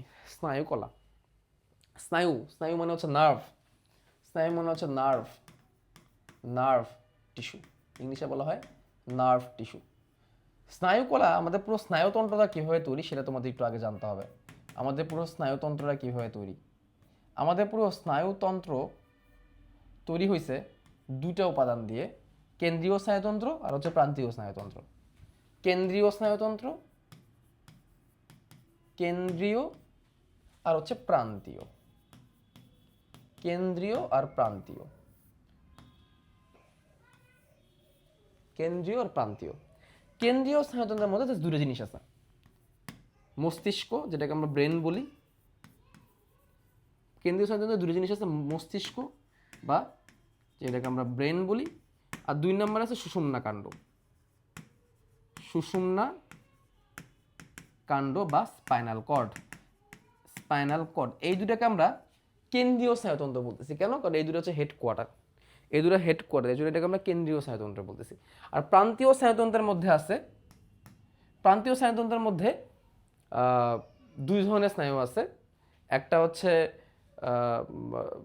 সোমাটিক, আর হচ্ছে অটোনমিক, যেটা একটা কন্ট্রোল আমরা নিজেরা করতে পারি, আর একটা কন্ট্রোল আমরা নিজেরা করতে পারি না। ঠিক আছে, তাহলে এখানে সোমাটিক, আর একটা হচ্ছে অটোনমিক, অটোনমিক। এগুলো একটু জটিল, তো এইগুলোর দিকে আমরা যাবো না, দেহের বিভিন্ন প্রান্তে ছড়ায় আছে, এগুলোর দিকে আমাদের আপাতত যাওয়ার দরকার নেই। এগুলো আমরা যখন একটু বড় হবো তখন আমরা এগুলো নিয়ে জানবো, আপাতত এখানে দরকার নেই। প্রান্তীয়, প্রান্তীয় মানে কি? কেন্দ্রীয় থেকে যেগুলো বের হয় ওগুলোই প্রান্তীয়। মানে ব্যাপারটা এরকম চিন্তা করো যে একটা হেডকোয়ার্টার, ধরো ধরো অ্যাপেল কোম্পানি, অ্যাপেল কোম্পানির হেডকোয়ার্টার কোথায়? ক্যালিফোর্নিয়া, তাই না? ক্যালিফোর্নিয়াতে তো অ্যাপেল অ্যাপেল অ্যাপেল পার্ক যেটা। বাট অ্যাপেলের তো আরও অনেকগুলো দোকান আছে, তাই না? সেগুলো বিভিন্ন জায়গায় ছড়ায় আছে। তো মেন যেটা ওটা হচ্ছে হেডকোয়ার্টার, হচ্ছে কেন্দ্রীয়, আর অন্যগুলো হচ্ছে তার প্রান্তীয়। ঠিক আছে, যেমন ধরো বাংলাদেশের যে সংসদ সদস্য এমপি, এমপিরা কোথায় আসে? সংসদ, জাতীয় বাংলাদেশের যে জাতীয় সংসদ ভবন সেখানে আসে। বাট সেখান থেকে ছড়ায় যায় তার নিজের এলাকায়, এবং এলাকার মধ্যে আরও কয়েকটাগুলো পার্ট ছড়ায় যায়, বিভিন্ন এমপি তার এলাকায় চলে যায়। বাট মেনলি কোথায় এসে তারা কাজ করে? কোথায় এসে অধিবেশন করে? সংসদ ভবনে। বা ধরো বাংলাদেশের মেন হচ্ছে রাজধানী ঢাকা, বাট আরও তো অনেকগুলো জেলা আছে, যে জেলাগুলোর মধ্যে রাজধানী থেকে সকল তথ্য বিভিন্ন জায়গায় ছড়ায় যায়। তাহলে মেইনটা হচ্ছে কেন্দ্রীয়, তার পাশেগুলো হচ্ছে প্রান্তীয়। তো একদম কেন্দ্রীয় মধ্যে আছে ব্রেন আর স্পাইনাল কর্ড। ব্রেন কোনটা, স্পাইনাল কর্ড কোনটা, এটা বোঝাটা সব থেকে বেশি দরকার। এই জন্য আমাদের আবার একটু অ্যাপে যাইতে হবে, যেখানে আমি তোমাদের ব্রেন কি আর স্পাইনাল কর্ড কি এই জিনিসটা একটু বোঝাবো। 10 মিনিট। ব্রেন কি, স্পাইনাল কর্ড কি, এটা তো তোমাদের একটু বুঝতে হবে। তো আমরা একটু মডেলে চলে যাই আবার। খেয়াল করো, এখানে আমাদের পরিপাকতন্ত্র সরাই দিই, এটা লাগবে না, স্নায়ুতন্ত্রটা লাগবে। কোথায়? Nervous system. দেখো স্নায়ুতন্ত্র, স্নায়ুতন্ত্রের একটা পার্ট আমি ওপেন করে দিছি। দেখো আমাদের মাথার খুলির হাড় দুটো সরাইলে তোমরা দেখতে পারবা ব্রেন কোথায় থাকে। মাথার খুলির ভিতরে ব্রেন থাকে, একটা দুটো হাড় সরাই দিই, তাহলে তোমরা এখন ভালো করে দেখতে পারবা। এই হাড়টা সরাই দিই, ওই দেখো ব্রেন দেখা যাচ্ছে। এই হাড়টা সরাই দিই, এই দেখো ব্রেন, দেখছো? ব্রেন খুলির ভিতরে আছে, কেমনে আছে দেখছো? এটাই হচ্ছে ব্রেন, এটাই হচ্ছে কি ব্রেন। তো আমরা পুরো খুলির পার্টটা যদি আমরা বের করে দিই, তাহলে আমরা পুরো ব্রেনটাকে দেখতে পারবো। পুরো খুলিটাকে সরাই দিলাম, পুরো খুলিটাকে সরাই দিলাম, আমরা ব্রেনটাকে দেখতে পারতেছি। এখন দেখো ব্রেন থেকে একটা অংশ নিচের দিকে নেমে গেছে, খেয়াল করছো? ব্রেন থেকে একটা অংশ এরকম নিচের দিকে নেমে গেছে, নিচের দিকে নেমে গেছে ব্রেন থেকেই কিন্তু। এবং দেখো মেরুদণ্ডের ভিতর দিয়ে চলে গেছে, খেয়াল করছো? মেরুদণ্ডের ভিতর দিয়ে চলে গেছে। পুরো মেরুদণ্ড যদি আমি সরাই দিই, পুরো মেরুদণ্ডটা যদি আমি সরাই দিই, তাহলে আমরা ভালো করে দেখতে পারবো। এই দেখছো, পুরো মেরুদণ্ড সরাই দেওয়ার পর আমরা ভালো করে দেখতে পারতেছি। এখন সকল হাড্ডি সরাই দিই, চলো আমরা সকল হাড্ডি সরাই দিই। এই যে দেখছো, এই যে এই সাদা যে নিচের দিকে যে অংশটা নেমে গেছে, এটার নামই হচ্ছে স্পাইনাল কর্ড। এর নামই হচ্ছে স্পাইনাল কর্ড বা সুষুম্নাকাণ্ড। এটা হচ্ছে স্পাইনাল কর্ড বা সুষুম্নাকাণ্ড।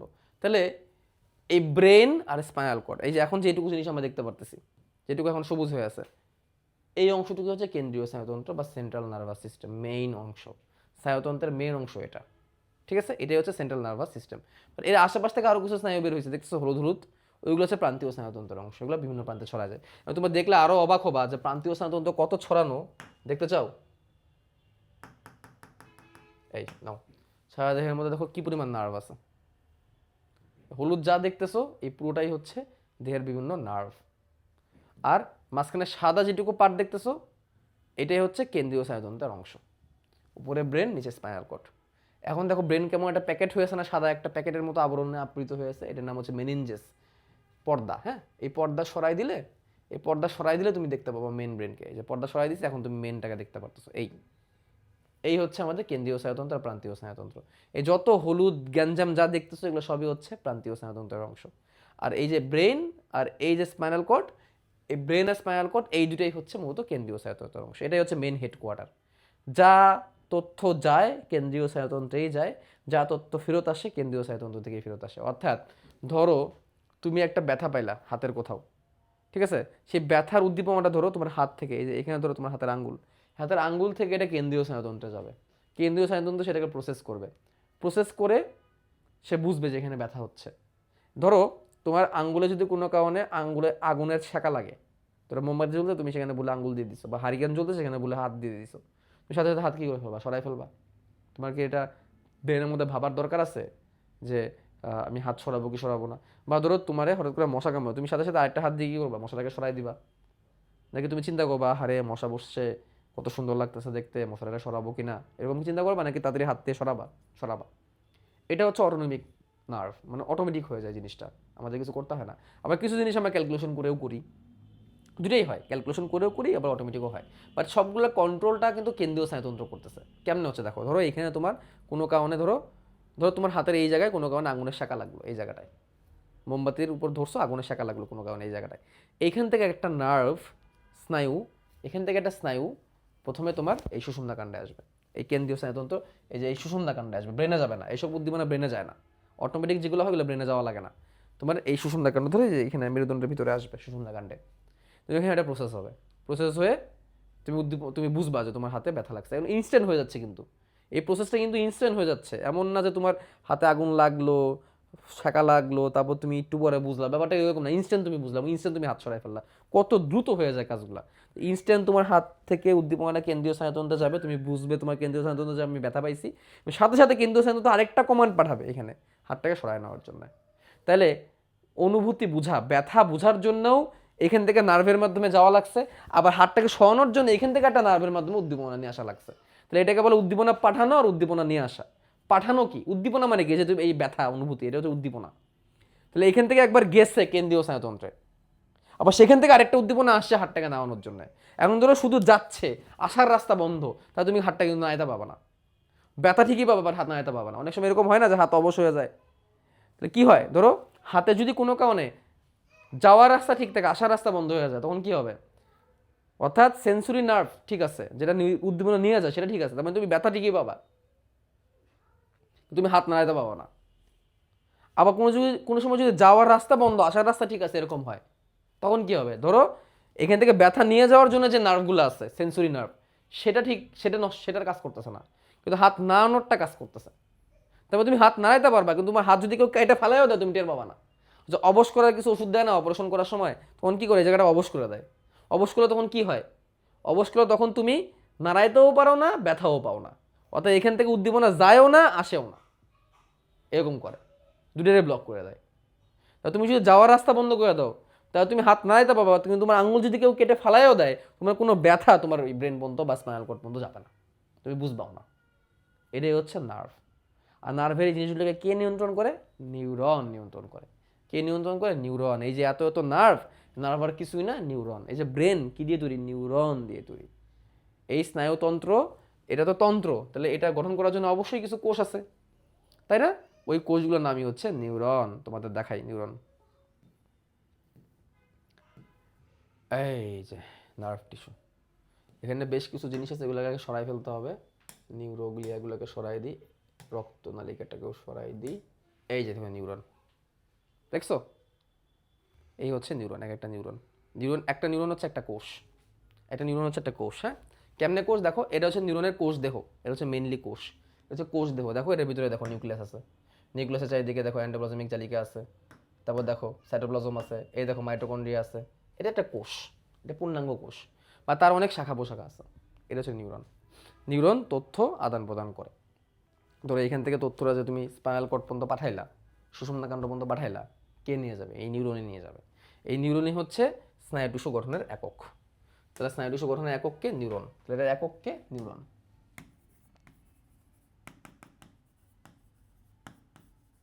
নিউরন হচ্ছে এটার একক। এখন সেই নিউরন দেখতে কেমন আগে বলে রাখি, নিউরন কিন্তু একটা নির্দিষ্ট কোষ। হ্যাঁ, নিউরন কিন্তু একটা নির্দিষ্ট কোষ। তাহলে আমি তোমাদের নিউরনটাকে এঁকে দেখাই। যেহেতু এটা কোষ, তাহলে এটা কোষ দেহ থাকবে, আর সাইটোপ্লাজম বা পূর্ণাঙ্গ কোষ। দেখো এটা কোষ, আমি এখানে একটা কোষ আঁকাবো। এটা হচ্ছে কোষ, এটা হচ্ছে কোষের পর্দা, কোষের ঝিল্লি। কোষের ঝিল্লির ভিতরে চলো আমরা নিউক্লিয়াসটাকে আঁকাই দিই বেগুন কালার দিয়ে। এই হচ্ছে নিউক্লিয়াস, এই হচ্ছে নিউক্লিওলাস, নিউক্লিয়াস আর নিউক্লিওলাস দিয়ে দিলাম। এর চারিদিকে এখন আমরা এন্ডোপ্লাজমিক জালিকা দিয়ে দিব। এত নিখুঁতভাবে আঁকানোর দরকার নেই, জাস্ট বুঝাইলেই হবে এগুলো এন্ডোপ্লাজমিক জালিকা। এন্ডোপ্লাজমিক জালিকা দিয়ে দিলাম। এন্ডোপ্লাজমিক জালিকাকে রাইবোজোম দিয়ে দিব, রাইবোজোম দিয়ে দিলাম, রাইবোজোম দিয়ে দিলাম, হয়ে গেল। এবার বেশ কয়েকটা মাইটোকন্ড্রিয়া দিয়ে দিব। মাইটোকন্ড্রিয়া লাগবে না? শক্তি না হলে কেমনে পাবা? মাইটোকন্ড্রিয়া ছাড়া তুমি শক্তি পাবা না। যে কোনো কোষেরই শক্তি দরকার, নিউরনের তো শক্তি বেশি দরকার, তাই না? এই যে মাইটোকন্ড্রিয়া দিয়ে দিলাম। তারপরে বাকিটা হচ্ছে কোষের সাইটোপ্লাজম, বাকিটা হচ্ছে কোষের সাইটোপ্লাজম। এই তো হয়ে গেল, যা যা করছে সবই দিয়ে দিলাম। গোলজি বস্তু থাকে, গোলজি বস্তু থাকে, অনেক কিছুই থাকে। তবে একটা জিনিস থাকে না, সেন্ট্রিওল থাকে না, সেন্ট্রোজোম থাকে না, এটা মনে রাখবা। নিউরনে সেন্ট্রিওল বা সেন্ট্রোজোম না, এটা মাস্ট মনে রাখবা। নো সেন্ট্রিওল, কোনো সেন্ট্রিওল নাই, যার কারণে নিউরন বিভাজিত হয় না, যার কারণে নিউরন বিভাজিত হয় না, যার কারণে নার্ভ বিভাজিত হয় না। নিউরন কোষ কিন্তু কখনো বিভাজিত হয় না, কারণ নিউরন কোষে কি নাই? নিউরন কোষে সেন্ট্রিওল বা সেন্ট্রোজোম নাই। বিভাজন হলে তো ঝামেলা হইতো, কি হইতো? একটা নিউরনের ডাবল কপি হয়ে যেত। ধরো একটা নিউরন থেকে একটা নিউরনের তথ্য যাচ্ছে, ওই সময় নিউরনটা যদি ভাগ হয়ে যায় তখন কি হবে বলো তো? তথ্য যাইতে পারবে? ব্লক হয়ে যাবে না? নিউরন কখনো বিভাজিত হয় না। তো এটা নর্মাল একটা কোষ এরকম হয়, এভাবে আমরা এটাকে তৈরি করছি। নর্মাল একটা কোষে যা থাকে তাই থাকে, তাহলে সে স্পেশাল কেন? Why it is special? Normal কোষে যা থাকে সবই যদি তার থাকে, তো সে কেন স্পেশাল? এটা আমি আরেকটা এখানে বানায় রাখলাম, হ্যাঁ, আরেকটা নিচে আঁকায় রাখলাম। সে কেন স্পেশাল? সে বিভাজন হয় না এই কারণে সে স্পেশাল না, এই কারণে সে স্পেশাল না, আরও বেশি কিছু কারণ আছে। সে কারণ কি? এই কোষের প্রলম্বিত অংশ আছে, প্রলম্বিত অংশ। নিউরনের দুটো অংশ, কোষ দেহ আর প্রলম্বিত অংশ। এটা হচ্ছে কোষ দেহ, এটা হচ্ছে কোষ দেহ। এই পুরো জায়গাটাকে আমরা বলতে পারি কোষ দেহ, এই পুরো জিনিসটাকে আমরা বলবো কোষ দেহ। এই পুরো জিনিসটার নাম হচ্ছে কোষ দেহ, মানে এটা হচ্ছে মেন কোষ, সেল বডি, সেল বডি বা কোষ দেহ, এটাই হচ্ছে মেন কোষ। কিন্তু এর কিছু প্রলম্বিত অংশ থাকবে। প্রলম্বিত অংশ কি? ধরো এই জায়গাটা, এই জায়গাটার নাম হচ্ছে হিলক। এই জায়গাটার নাম কি? হিলক। এই জায়গাটার নাম কি? হিলক। কি হিলক? একজন হিলক। এই জায়গাটার নাম হচ্ছে একজন হিলক, একজন হিলক। এটা কি জায়গা? এই জায়গা থেকে একজন তৈরি হবে, এই জায়গা থেকে কি তৈরি হবে? একজন তৈরি হবে। যেই জায়গা থেকে একজন তৈরি হয় সেই জায়গাটার নাম হচ্ছে একজন হিলক। যেই জায়গা থেকে একজন তৈরি হয় সেই জায়গাটার নাম কি? একজন হিলক। ধরো এই জায়গা থেকে একজন তৈরি হলো নিউরনের, এই জায়গার নাম হচ্ছে একজন হিলক, একজন হিলক। যে জায়গা থেকে একজন তৈরি হয় সেই নাম একজন হিলক।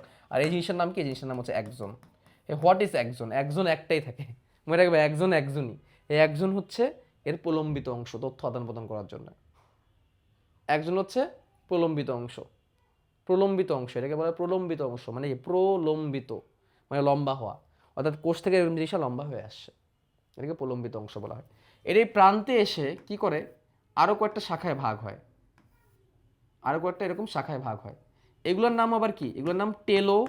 টেলো মানে কি? লেস বা প্রান্ত ডেনড্রিয়ন, এর নাম হচ্ছে টেলোডেনড্রিয়ন। এখানে আমরা একটু পরে আসি আবার। এখন দেখো এই আশেপাশে আরও কয়েকটা এরকম শাখা পোশাখা তৈরি হয়, অনেকগুলা করে, আরও অনেকগুলা করে এরকম শাখা পোশাখা তৈরি হয়, আরও অনেকগুলা করে এরকম শাখা পোশাখা তৈরি হয়। এই অনেকগুলো শাখা পোশাখার নাম হচ্ছে ডেনড্রাইট বা ডেনড্রন। এই অনেকগুলো শাখা পোশাখার নাম হচ্ছে ডেনড্রাইট। যে অনেকগুলো শাখা পোশাখা তৈরি হয়েছে এগুলোর নাম হচ্ছে ডেনড্রাইট। ডেনড্রাইট, ডেনড্রাইট এটাও একটা প্রলম্বিত অংশ। তাহলে নিউরনের তাহলে দুটো অংশ, নাম্বার 1 কোষ দেহ, নিউরনের তাহলে দুটো অংশ, নাম্বার 1 কোষ দেহ, নাম্বার 2 প্রলম্বিত অংশ, নাম্বার 2 প্রলম্বিত অংশ। এই প্রলম্বিত অংশ দুই রকমের, একটা হচ্ছে অ্যাক্সন আর একটা হচ্ছে ডেনড্রাইট, একটা হচ্ছে অ্যাক্সন আর একটা হচ্ছে ডেনড্রাইট। অ্যাক্সন একটাই থাকে, ডেনড্রাইট একাধিক থাকে। ঠিক আছে, তাহলে আমরা দেখলাম অ্যাক্সন কি আর ডেনড্রাইট কি, অ্যাক্সন কি আর ডেনড্রাইট কি এটা আমরা দেখলাম। অ্যাক্সন আর ডেনড্রাইট হচ্ছে প্রলম্বিত অংশ। এখন দেখো এগুলোর নাম টেলোডেনড্রিয়ন কেন রাখছি আমরা, এটাই তো মজার জিনিস তাই না? এটা আমরা টেলোডেনড্রিয়ন কেন বলছি, এটাকে আমরা টেলোডেনড্রিয়ন এই কারণেই বলছি কারণ এইগুলো আবার প্রান্তে এসে অনেকগুলো ভাগ হয়ে গেছে তাই না? দেখো একজন তো একটাই থাকে, এইগুলো আবার প্রান্তে এসে কি করছে, অনেকগুলো ভাগ করছে না, কি অনেকগুলো ভাগে ভাগ হয়েছে না? এগুলো অনেকগুলো ভাগে ভাগ হয়েছে, এগুলো অনেকগুলো ভাগে ভাগ হয়েছে বলে এগুলোকে আমরা টেলোডেনড্রিয়ন বলছি। অনেকগুলো ভাগে ভাগ হয়েছে বলে এই জিনিসটাকে আমরা কি নামে রাখছি, টেলোডেনড্রিয়ন নামে ভাগছি। ডেনড্রনের মতো অনেকগুলো ভাগে কি হয়ে গেছে, অনেকগুলো ভাগে ভাগ হয়ে গেছে, এই জন্য এগুলোকে আমরা টেলোডেনড্রিয়ন বলছি। ওকে, ডেনড্রনের মতো, বাট আসলে কিন্তু এগুলো একজনেরই বিভিন্ন কি অংশ, এগুলো একজনেরই বিভিন্ন অংশ। ওকে, এই জন্য এগুলোকে টেলোডেনড্রিয়া বা টেলোডেনড্রনও আমরা বলতে পারি।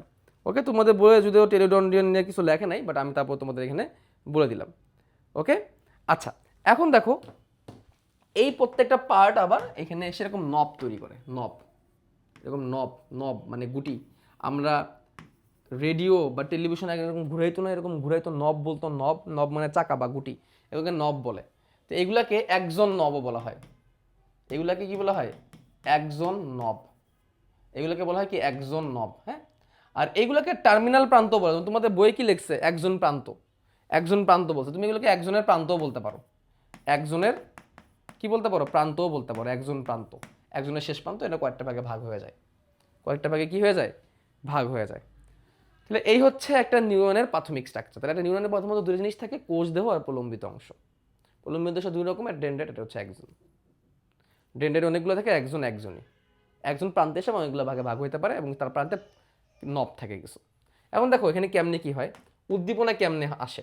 দেখো উদ্দীপনা প্রথমে ডেনড্রাইটে আসে, ডেনড্রাইট থেকে কোষ দেহে যায়, কোষ দেহে প্রসেস হয়, তারপর সেটা একজন হিলক থেকে একজনে যায়, তারপর সেটা একজন হিলক থেকে কোথায় যায়, একজনে যায়, এবং একজন থেকে উদ্দীপনা, একজন তো একটাই, একজন থেকে উদ্দীপনা একজন নবে চলে যায়, একজন নব থেকে সেটা বের হয়ে আরেকটা ডেনড্রাইটে যায়, আরেকটা ডেনড্রাইটে যায়। তাহলে আমরা এই নিউরনটাকে যদি পরিপূর্ণ করি তাহলে আমরা দেখতে পারবো, এই যে দেখছো কি হয়েছে ঘটনাটা, এই উদ্দীপনা, এই নিউরন থেকে একটা উদ্দীপনা একজনে আসে, একজন থেকে ডেনড্রাইটে গেছে, একজন থেকে কোথায় গেছে, ডেনড্রাইটে গেছে, একজন থেকে উদ্দীপনা কোথায় যাবে, ডেনড্রাইটে যাবে, সেই ডেনড্রাইট থেকে উদ্দীপনা আবার একজন থেকে আরেকটা নিউরনের কাছে যাবে, অর্থাৎ ডেনড্রাইট উদ্দীপনা রিসিভ করলো, একজন উদ্দীপনা আরেকটা কাছে পাঠাইলো। আর যেই জায়গায় একজন আর ডেনড্রাইট মিলিত হয়, যেমন ধরো এই যে এখানে প্রান্ত, এখানে কি হবে, ধরো এটা আরেকটা কোষ দেহ, এটা আরেকটা একজন, এইটা ডেনড্রাইটের সাথে মিলিত হবে, এইটা একটা নিউরন, এই নিউরনের এটা ধরো একজন, এটা ধরো একজন, একজন, এগুলো হচ্ছে ডেনড্রাইট, এই ডেনড্রাইটের সাথে একজন কানেক্ট হবে, অর্থাৎ একটা একজনের সাথে এটা ডেনড্রাইট কানেক্ট হয়। যেমন ধরো এটা একটা একজন, একজনের সাথে এইটা ডেনড্রাইট কানেক্ট হয়েছে, তাহলে একটা একজনের সাথে এটা ডেনড্রাইট কানেক্ট হয়, একজন তথ্য পাঠায়, ডেনড্রাইট সেটা রিসিভ করে, একজন তথ্য পাঠায়, ডেনড্রাইট সেটা রিসিভ করে, তাহলে ডেনড্রাইট তথ্য রিসিভ করে কোষ দেহ থেকে একজনের মাধ্যমে একটা নিউরনের কাছে পাঠিয়ে দিবে, আর নিউরনের ডেনড্রাইট সেটাকে রিসিভ করবে, এভাবে করে একটার পর একটা, একটার পর একটা এরকম চলতে থাকবে। আর যে জায়গায় একজন আর ডেনড্রাইট মিলিত হয়, যেমন ধরো এই যে এই জায়গাটায়, এই জায়গাটায় এখান থেকে আসে একজন, এই যে এটা হচ্ছে একটা কি একজন এই নিউরনের, আর এটা হচ্ছে কি একটা ডেনড্রাইট আরেকটা নিউরনের, যে জায়গায় মিলিত হয়েছে, এই মিলিত হয়ে জায়গাটার নাম হচ্ছে সিন্যাপস, যে জায়গায় মিলিত হয় ওই জায়গাটার নাম হচ্ছে সিন্যাপস, অর্থাৎ যেখানে দুটো নিউরন মিলিত হয় একজনের ডেনড্রাইটের মাধ্যমে, ওই জায়গাটার নাম হচ্ছে সিন্যাপস। সিন্যাপসের মাধ্যমে একজনের থেকে একজনের কাছে তথ্য চলে যায়, একজনের থেকে একজনের কাছে তথ্য চলে যায়। এখন একটা ইন্টারেস্টিং জিনিস দেখাই, একটা মজার জিনিস দেখাই। আমাদের একটা নিউরন আঁকাইতে হবে আবার। আমরা এখানে একটা কোষ দেহ আঁকাই, এখানে আমরা একটা নিউক্লিয়াস দিয়ে দিই, ও নিউক্লিয়াসের ভিতরে আর যা যা থাকা দরকার দিয়ে দিলাম, আর তেমন কিছু আঁকাইলাম না, জাস্ট একটা কোষ দেহ আঁকাইলাম, বেসিক বেসিক। এইটা হচ্ছে একটা একজন, এর অনেকগুলা ডেনড্রাইট দিয়ে দিলাম, ডেনড্রাইট দিয়ে দিলাম, ওকে। এখান থেকে এসে কয়েকটা প্রান্ত দিয়ে দিলাম, এই। আচ্ছা, এখন আমরা যেটা করবো, ডেনড্রাইটগুলোকে চলো আমরা অন্য একটা কালার দিই, তাহলে বুঝতে ইজি হবে। ডেনড্রাইটগুলোকে আমরা অন্য একটা কালার দিয়ে দিলাম এই জন্য, that's why you can understand easily.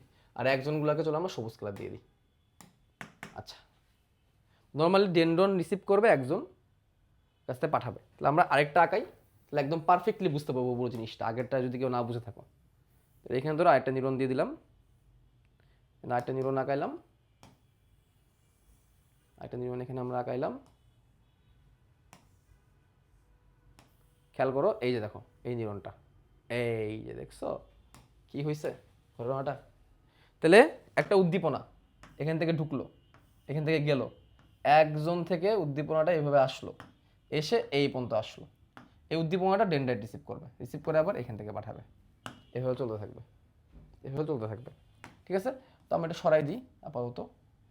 খেয়াল করো এই জায়গাটা, এই জায়গাটাই হচ্ছে সিনাপস, এই জায়গাটাই হচ্ছে সিনাপস, এই জায়গাটা হচ্ছে সিনাপস।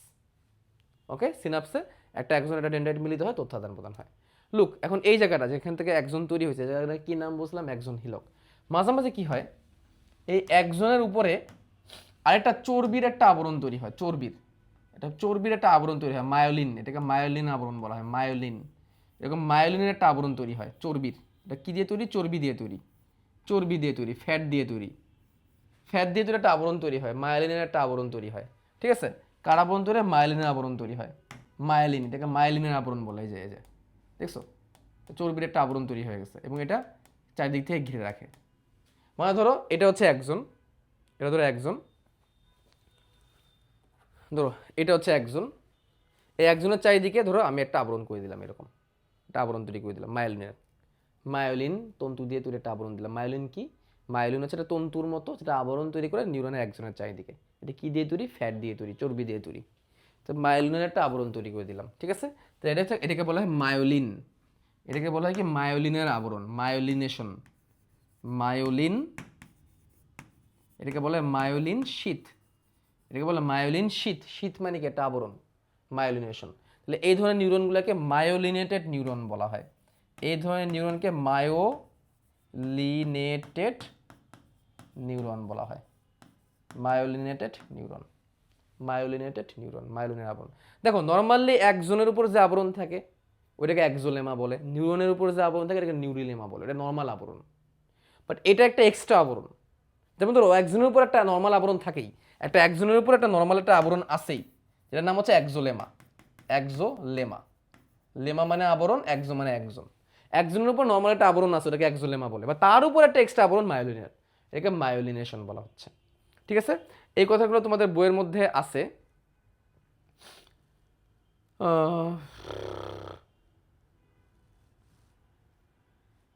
আচ্ছা, এখন তোমাদের আরেকটা জিনিস দেখাই, মাঝে মাঝে কিছু কিছু জায়গায় মায়োলিনের আবরণ নাই, খেয়াল করছো? মাঝে মাঝে কিছু কিছু জায়গায় মায়োলিনের আবরণ নাই, যেমন এই জায়গাটায় মায়োলিনের আবরণ নাই, এই জায়গাটায় মায়োলিনের আবরণ নাই, খেয়াল করছো? এই জায়গাগুলো বিজ্ঞানী র্যানভিয়ার প্রথমে দেখছিল বলে এটাকে র্যানভিয়ারের পর্ব বলা হয়, এটাকে বিজ্ঞানী র্যানভিয়ারের পর্ব বলা হয়। কিসের পর্ব, র্যানভিয়ারের পর্ব, নোড অফ র্যানভিয়ার বা র্যানভিয়ারের পর্ব, ইংলিশে বলা হয় নোড, নোড মানে পর্ব, নোড অফ র্যানভিয়ার বা র্যানভিয়ারের পর্ব।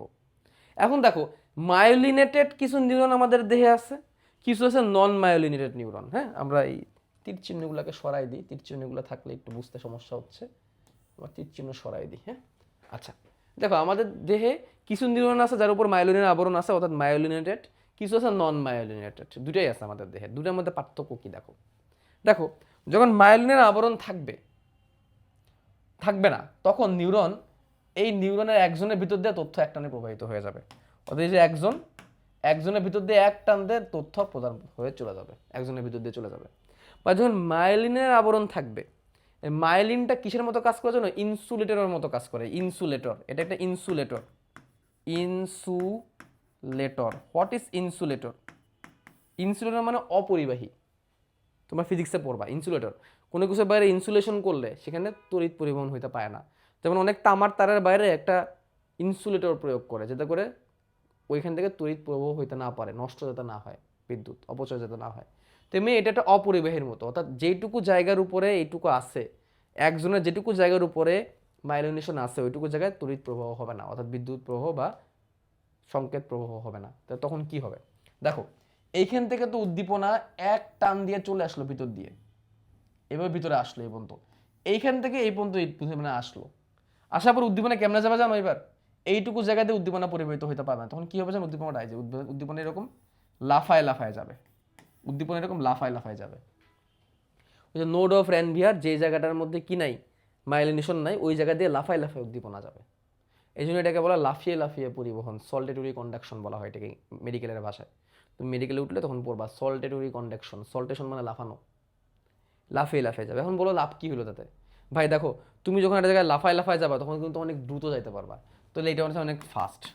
অর্থাৎ যে সকল জায়গায় অনেক দ্রুত উদ্দীপনা পরিবহন হওয়ার দরকার, তথ্যটা দ্রুত পরিবহন হওয়ার দরকার, ওইসব জায়গায় মাইলিনেশন থাকে, ওইসব জায়গায় এরকম মাইলিনের আবরণ তৈরি হয়, যাতে করে দ্রুত উদ্দীপনা কি হতে পারে, পরিবহন হতে পারে।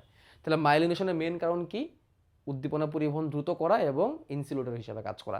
এই পরিবহন একটানে হইতেছে, দেখে মনে হতে পারে এটা ফাস্ট, না ভাই, এটা লাফায় লাফায় হচ্ছে। তুমি যখন কোনো জায়গায় লাফায় লাফায় যাবা তখন খুব দ্রুত যাইতে পারবে। অনেক সময় হয় না, আমার খুব ভালো নিউজ শুনি তখন লাভ দিয়ে যায়, চলে যায়, লাফায় লাফায় চলে যায়, দৌড়ায় দৌড়ায় চলে যায়, স্বাভাবিক না? তাহলে দৌড়ায় দৌড়ায় লাফায় লাফায় গেলে দ্রুত যাওয়া যাবে, ভেরি কমন সেন্স।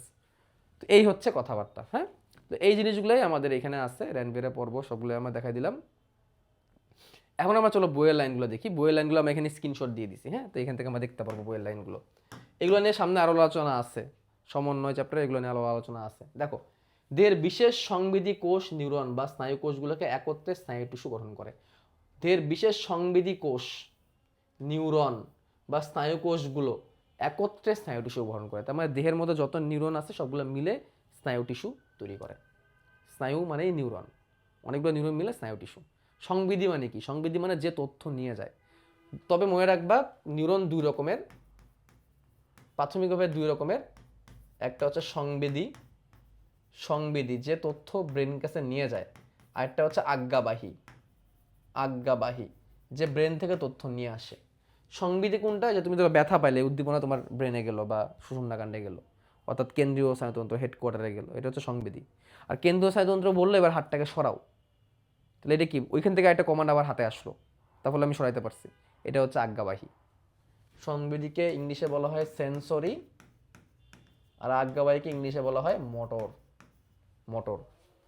স্নায়ু টিস্যু অসংখ্য নিউরন দিয়ে গঠিত। এর গঠন সম্পর্কে তোমরা দশম অধ্যায়ে জানতে পারবো, ভালো কথা। স্নায়ু টিস্যু পরিবেশ থেকে উদ্দীপনা, তাপ, স্পর্শ, চাপ ইত্যাদি গ্রহণ করে দেহের ভিতরে মস্তিষ্কে বহন করে এবং মস্তিষ্ক বিশ্লেষণের পর সিদ্ধান্ত অনুযায়ী উপযুক্ত কাজ করে থাকে। এই যেটা বললাম, একটা উদ্দীপনা যাবে আবার একটা ফেরত আসবে। আর একটা কথা বলে রাখি, তোমাদের আজকে যে ভিডিওটা ক্লাসটা তোমরা দেখতেছো, এটা ডেসক্রিপশনে বা আগের সবগুলোতে আমি দিয়ে দিব। এটা ডেসক্রিপশনে যে ভিডিওটা তুমি দেখতেছো, নিচে দেখো ডেসক্রিপশন আছে, ডেসক্রিপশন এবং কমেন্ট বক্সে আমি তোমাদেরকে একটা লিঙ্ক দিয়ে দিব। ঠিক আছে, একটা গ্রুপের লিঙ্ক দিয়ে দেবো, টেলিগ্রাম গ্রুপের লিঙ্ক। টেলিগ্রাম একটা অ্যাপ। হ্যাঁ, এটা তুমি গুগল প্লে স্টোর বা অ্যাপ স্টোর থেকে ডাউনলোড করতে পারবা। টেলিগ্রামে একটা অ্যাপের একটা লিঙ্ক দিয়ে দিব, ওই লিঙ্কে তুমি জয়েন করবো। ওইখানে এই যে ক্লাসের স্লাইডগুলো বা আমার সাথে তুমি সরাসরি কথা বলতে পারবা, ওখানে চ্যাট করতে পারবা। একটা টেলিগ্রাম চ্যানেলের লিঙ্ক দেওয়া থাকবে, একটা টেলিগ্রাম গ্রুপের লিঙ্ক দেওয়া থাকবে। চ্যানেলে তুমি সকল তথ্য আগে পাবা, এই যে ক্লাসের স্লাইড এগুলো আগে পেয়ে যাবা। আর গ্রুপে তুমি আমাকে সরাসরি প্রশ্ন করতে পারবা। তো চ্যানেল আর গ্রুপ দুটোর মধ্যে জয়েন হয়ে যাবে। প্রথমে কি করতে হবে? তোমাকে টেলিগ্রাম অ্যাপটা নামাইতে হবে অ্যাপ স্টোর থেকে অথবা গুগল প্লে স্টোর থেকে। টেলিগ্রাম, এটা ফ্রি অ্যাপ, টেলিগ্রাম নাম হচ্ছে টেলিগ্রাম। হ্যাঁ, টেলিগ্রাম অ্যাপ, টেলিগ্রাম। তারপরে অ্যাপটা নামানোর পরে তোমাকে কি করতে হবে? আমার এখানে যে লিঙ্কটা আছে ওই লিঙ্কে ক্লিক করতে হবে। একটা গ্রুপের লিঙ্ক, একটা চ্যানেলের লিঙ্ক, ওই লিঙ্কে তুমি জয়েন করবা।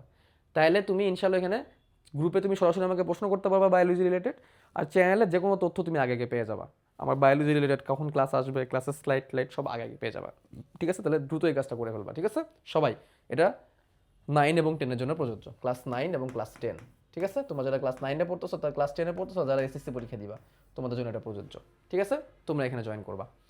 ওকে, একটি আদর্শ নিউরনের দুটি অংশ থাকে, কোষ দেহ এবং প্রলম্বিত অংশ। প্রলম্বিত অংশ আবার দুই ধরনের, অ্যাক্সন এবং ডেনড্রাইট।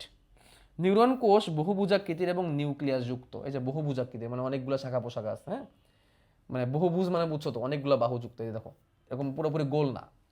কোষের সাইটোপ্লাজমে মাইটোকন্ড্রিয়া থাকবে, গোলজি বস্তু থাকবে, রাইবোজোম থাকবে, যদিও গোলজি বস্তু আমি তোমাদের আঁকায় দেখাই না, বাট থাকবে, অ্যান্ডোপ্লাজমিক জালিকা থাকবে, সবই থাকবে। তবে নিউরনের সাইটোপ্লাজমে সেন্ট্রিওল থাকে না, হ্যাঁ, এই জন্য নিউরন বিভাজিত হয় না। কোষদের চারিদিকে শাখাযুক্ত ক্ষুদ্র ক্ষুদ্র প্রলম্বিত অংশকে ডেনড্রন বলে। ওই যে কোষদের চারিদিকে যেগুলো, এগুলো হচ্ছে ডেনড্রন বা ডেনড্রাইট। ডেনড্রন থেকে যে শাখা বের হয় তাদেরকে ডেনড্রাইট বলা হয়। ঠিক আছে? তাহলে ডেনড্রনের শাখা হচ্ছে ডেনড্রাইট, হ্যাঁ। তাহলে ডেনড্রনের শাখা, ডেনড্রন থেকে যে শাখা, এগুলো একবার ডেনড্রাইট, হ্যাঁ, ডেনড্রাইট। ডাইরেক্ট ডেনড্রাইট বললে কোনো সমস্যা নেই। ঠিক আছে? এই যে ডেনড্রাইট, আমরা তো যেখানে আঁকাইছিলাম যে এই যে ডেনড্রাইট, হ্যাঁ, এই একটা শাখা, এবং শাখা বের হবে যে ডেনড্রাইট, হ্যাঁ, ডেনড্রন বা ডেনড্রাইট। ডেনড্রাইটের সংখ্যা এক বা একাধিক হতে পারে। নিউরনের কোষদেহ থেকে একটি লম্বা স্নায়ুতন্ত্র পরবর্তী নিউরনের ডেনড্রাইটের সাথে সংযুক্ত থাকে।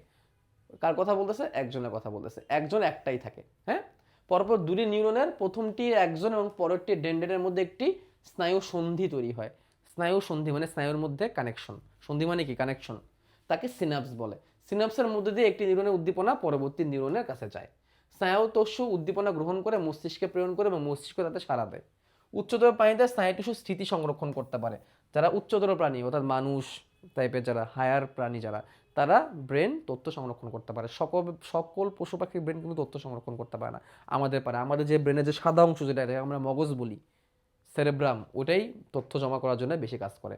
দেহের বিভিন্ন অঙ্গের কাজ নিয়ন্ত্রণ এবং তাদের মধ্যে সমন্বয় করে থাকে। দেহের বিভিন্ন অঙ্গের কাজ নিয়ন্ত্রণ এবং তাদের মধ্যে সমন্বয় করে থাকে, অর্থাৎ হাত, পা, চোখ, কান, নাক সব কিছুর মধ্যে একটা কানেক্টিভিটি তৈরি করা, একটা সমন্বয় তৈরি করা, এটা হচ্ছে কার কাজ? এটা হচ্ছে ব্রেনের কাজ। ব্রেন এই কাজগুলো খুব ভালো করে কি করতে পারে? করতে পারে। তাহলে এই কথাগুলোই আমাদের বইয়ের মধ্যে বলছে, তাই না? নাকি আরও কিছু আছে? চলো তো দেখি। আমি সুন্দর করে তোমাদের 3D অ্যাপ ট্যাপ দিয়ে দেখাই দিলাম, যাতে করে তোমাদের বুঝতে সমস্যা হয়। এইগুলাই বলছে। আচ্ছা, এই নিচে কিছু কথাবার্তা লিখছে, এগুলো দরকার নাই। যেমন অনেকের ধারণা আছে যে আমরা মস্তিষ্কের মাত্র 10 অংশ ব্যবহার করি, ধারণাটি সঠিক নয়। প্রকৃতপক্ষে স্বাভাবিক অবস্থায় মানুষ ও অন্য প্রাণী মস্তিষ্কের 1%। ভাই, মস্তিষ্ককে ফুললি ব্যবহার করা শিখি নাই আমরা। এখানে বলতেছে যে মস্তিষ্কের পুরো পুরো ব্রেনটা ইউজ হওয়া, পুরো ব্রেনের ইউজ হওয়া আর পুরো ব্রেনের ক্যাপাসিটি ইউজ হওয়া দুই জিনিস। এখানে বলছে যে আমাদের প্রকৃতপক্ষে স্বাভাবিক অবস্থায় মানুষ বা অন্যান্য প্রাণী তার মস্তিষ্কের প্রায় 100% ব্যবহার করে থাকে। ভাই, ব্রেন পুরোটা ব্যবহার করা আর ব্রেনের পুরো ক্যাপাসিটি ব্যবহার করা দুই জিনিস। এখানে যেটা আমরা বলি যে আমরা ব্রেনের মাত্র 10% ব্যবহার করি, এটা আসলে আমরা ব্রেনের ক্যাপাসিটি কতটুকু ব্যবহার করতেছি সেটা। আমাদের ব্রেনের ক্যাপাসিটি অনেক, তার 5 থেকে 6% মাত্র ব্যবহার করি, 10% তো অনেক বেশি। আর এই বই যেটা বলতে চাইছে যে আসলে আমরা 100%ই ব্যবহার করি, 100%ই কর্মক্ষম থাকে। আরে বাবা, 100% বলতে এখানে বোঝাইছে যে পুরো ব্রেনের 100%ই, মানে ফিজিক্যালি পুরো ব্রেনের 100%। যেমন আমি তোমাদেরকে একটু জিনিসটা বলতে পারি যে এটা ধরো একটা ব্রেনের অর্ধেক অংশ, হ্যাঁ, এটা ব্রেন। এই ব্রেনের এই ফিজিক্যাল ব্রেনটার এটা তো একটা অংশ, একটা হেমিস্ফিয়ার, হ্যাঁ, একটা অংশ। একটা হেমিস্ফিয়ার বললে বলবে পুরো ব্রেনের অর্ধেকটা অংশ, হ্যাঁ, এটা অর্ধেকটা অংশ। তো এই ব্রেনের আমরা পুরোটাই আমাদের ব্রেনে কার্যকর হয়। ফিজিক্যালি পুরো ব্রেনটাই আমাদের দেহে কার্যকর, ফিজিক্যালি। মানে ব্রেন এই অংশটা কাজ করতেছে, এই অংশটা কাজ করতেছে, এই অংশটা কাজ করতেছে, পুরো ব্রেনটাই আমাদের কাজ করতেছে। একটা অংশ কাজ করা বন্ধ করে দিলে তো আমরা প্যারালাইজড হয়ে যাব, কথা বলার ক্ষমতা হারাই ফেলবো, দৃষ্টিশক্তি হারাই ফেলবো। পুরোটাই কাজ করতেছে, এটা আলাদা জিনিস। এটা তোমাদের বইয়ে বলছে 100%ই কার্যকর থাকে। আর যেটা বইয়ে বুঝাইতে পারে নাই সেটা হচ্ছে এই ব্রেনটার 100% ক্যাপাসিটি আমরা ইউজ করি না। ব্রেনকে 100%, ব্রেনের 100% কর্মক্ষম থাকা তো লাগবেই। ব্রেনের মাঝখানেও যদি কোনো অংশটুকু প্রবলেম হয়, ধরো এই অংশটুকু যদি প্রবলেম হয়, তুমি তো নাই হয়ে যাবা। তো এই অংশ যদি না থাকে ঠিক মতো, তুমি নাই হয়ে যাবে। এটাকে ব্রেন স্টেম বলে, এটাকে বলে ব্রেন স্টেম। ঠিক আছে? ব্রেন স্টেম, মাঝখানে যে অংশটা, মধ্য মস্তিষ্ক, পন্স আর মেরুলা, ব্রেন স্টেম। এইখান থেকে কোনো অংশ যদি ক্ষতি হয়, যেমন এই যে জায়গাটার নাম পন্স, এই অংশে যদি কোনো ক্ষতি হয়, তাহলে তো তুমি শ্বাস প্রশ্বাস তুমি নিতে পারবা না। অনেকগুলা অংশ, বডির অনেকগুলো অংশ নিচের দিকের অকেজ হয়ে যাবে। তবে এই জায়গায় যদি কোনো ক্ষতি হয়, ব্রেনের পিছন দিকে, এটা পিছন দিক, ব্রেনের পিছন দিক, এই যে এটা ব্রেন, এর পিছন দিক, এইখানে যদি কোনো প্রবলেম হয় তাহলে তোমার প্রথমত দৃষ্টিশক্তি নষ্ট হয়ে যাবে। এই জায়গাটা কানের দিকে, যে সাইডের দিক, এই জায়গায় যদি কোনো প্রবলেম হয় তুমি শ্রবণ শক্তি হারাই ফেলবা। এই সামনের এই জায়গায় যদি কোনো প্রবলেম হয় সামনের দিকে, তাহলে তোমার স্মৃতিশক্তি হারা যাবে, কারণ সামনের অংশটা স্মৃতিশক্তির জন্য কাজ করে। কোনো সামান্য একটু প্রবলেম হলে তুমি নাই। ব্রেনের ডান দিক বডির বাম দিককে কন্ট্রোল করে, ব্রেনের বাম দিক বডির ডান দিককে কন্ট্রোল করে। তো এটা হচ্ছে ব্রেনের ডান দিক, তাহলে এটা বডির বাম দিককে কন্ট্রোল করবে। এর কোনো অংশে যদি কোনো রক্তক্ষরণ হয় তো তোমার বডির বাম দিক প্যারালাইজড হয়ে যাবে। তাহলে সামান্য একটু তো প্রবলেম হলেই তুমি নাই হয়ে যাবা। এটা ঠিক আছে যে 100%ই কার্যকর, ফিজিক্যালি 100% কার্যকর, অর্থাৎ পুরো 100% ব্রেনই কার্যকর আছে। হ্যাঁ, ঘুমায় থাকলে বা বিশ্রাম করলে কিছু কিছু জায়গা অফ থাকে, কাজ করে না, প্রয়োজন পড়ে না, ওটা আলাদা জিনিস। বাট নর্মালি 100% কার্যকর থাকে। বাট 100% কার্যকর থাকে আর 100% ক্যাপাসিটি ব্যবহার করে দুটো দুই জিনিস।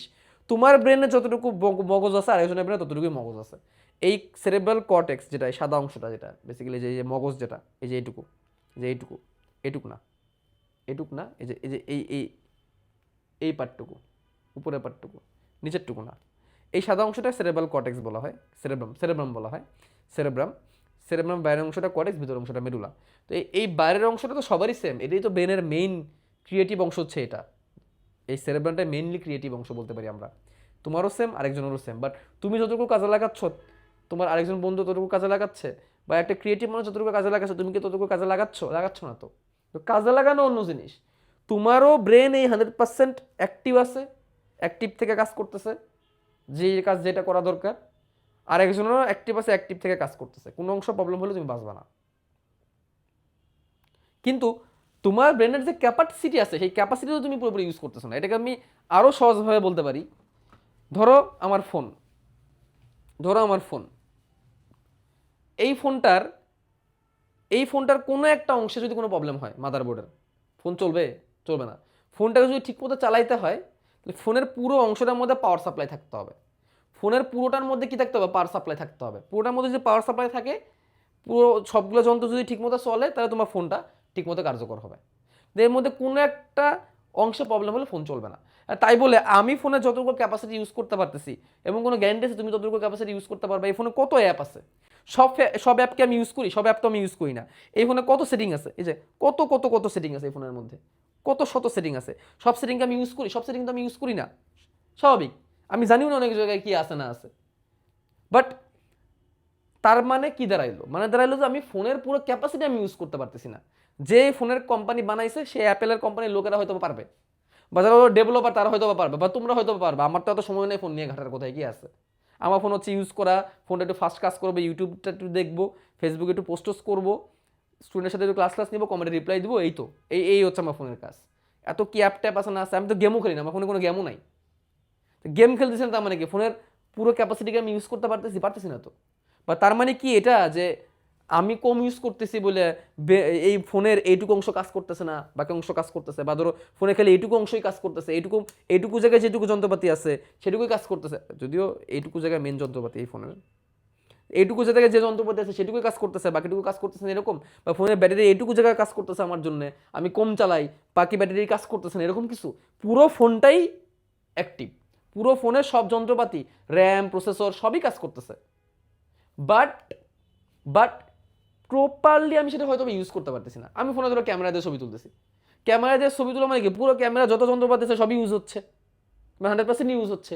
বাট ক্যামেরা দিয়ে আমি কতটুকু ভালো ছবি তুলতে পারবো এটা তো ডিপেন্ড করবে। কেউ অনেক ভালো ছবি তুলতে পারবে, কেউ একদম খারাপ ছবি তুলবে, কারো ফ্রেমিং একদম খারাপ হয়, কারো ফ্রেমিং খুব ভালো হয়। তো এইটাকে বলে হচ্ছে ইউজ করা। তো তোমাদের বইয়ে কথাটাকে আসলে বলছে একভাবে, তোমরা হয়তো বুঝো আর একভাবে, যে এটা ঠিক নয় যে সবসময় মস্তিষ্কের সকল অংশ সমানভাবে সক্রিয় থাকে না, কিন্তু মস্তিষ্কের সবগুলো অংশ কখনো না কখনো আমরা কোনো না কোনো ব্যবহার করি। এটা অংশ ব্যবহার মানে ফিজিক্যালি বুঝাইছে, ফিজিক্যালি পুরো ব্রেনটাকে আমরা ব্যবহার করতেছি। এমনকি এটাও ঠিক নয় যে একটি নির্দিষ্ট সময় মস্তিষ্কের 10% বেশি ব্যবহার করা যায় না, এরকম কোনো সীমা নেই বিবর্তনে আরোপিত হওয়ার কোনো। মানে এখানে বুঝাইছে একটা কথা যে তোমার ব্রেনের ক্যাপাসিটির সাথে ব্রেনের অংশ এক না। আমরা ব্রেনের 100%ই ব্যবহার করি, অর্থাৎ ফিজিক্যালি 100% ইউজ হচ্ছে, এটা মোবাইলের মতো। তুমি মোবাইলটাকে কম চালাও বেশি চালাও, পুরো মোবাইলটাই অ্যাক্টিভ। মোবাইলে কোনো একটা পার্টস নষ্ট করলে মোবাইল চলবে না। সে ব্রেনের পুরোটাই তুমি ইউজ করতেছো, বাট সেটা কতটুকু কাজে লাগাচ্ছ হয়তো 5% বা 6% ক্রিয়েটিভিটি, বাট আমাদের ব্রেনের করার ক্ষমতা অসীম। এই কথাটাই এখানে বুঝতে যাও আওলাই ফেলছে, অথবা আমরা হয়তো তোমাদের ঠিকমতো বুঝাইতে পারি না, আমরা যারা টিচাররা পড়াই হয়তো বা। এটাই হচ্ছে মেন মিনিং। ফিজিক্যালি পুরো ব্রেনটা ইউজ হচ্ছে, বা সেটা কত শতাংশ ইউজ হচ্ছে বলতে তুমি কতটুকু ক্রিয়েটিভভাবে কাজে লাগাচ্ছ এটা ডিপেন্ড করে। ক্রিয়েটিভিটির জায়গা থেকে আমরা 5% বা 6% আমরা ব্যবহার করি না অ্যাকচুয়ালি, ক্যাপাসিটি অনেক বেশি, এই আর কি। তো ঠিক আছে, আমাদের হচ্ছে এই পার্টগুলো হয়ে গেল। আমার নেক্সট ক্লাসে ইনশাল্লাহ এই অঙ্গতন্ত্র পড়ার মাধ্যমে এই চ্যাপ্টারের মোটামুটি যা যা তথ্য আছে সেগুলো আমরা শেষ করে ফেলতে পারবো, ঠিক আছে। আর মাইক্রোস্কোপ নিয়ে পরে আলাদা ডাউন ভিডিও আসবে। আমরা অঙ্গতন্ত্র পর্যন্ত পড়েই এই চ্যাপ্টারের মেইন আলোচনাগুলো শেষ করব। মাইক্রোস্কোপ নিয়ে আরও দারুণ জিনিস আসবে, মাইক্রোস্কোপ নিয়ে আলাদা ভিডিওই আসবে একটা, বাট একদম অন্যরকম ভিডিও, এটা নিয়ে পরে আমরা ইনশাল্লাহ কথাবার্তা বলবো, ঠিক আছে।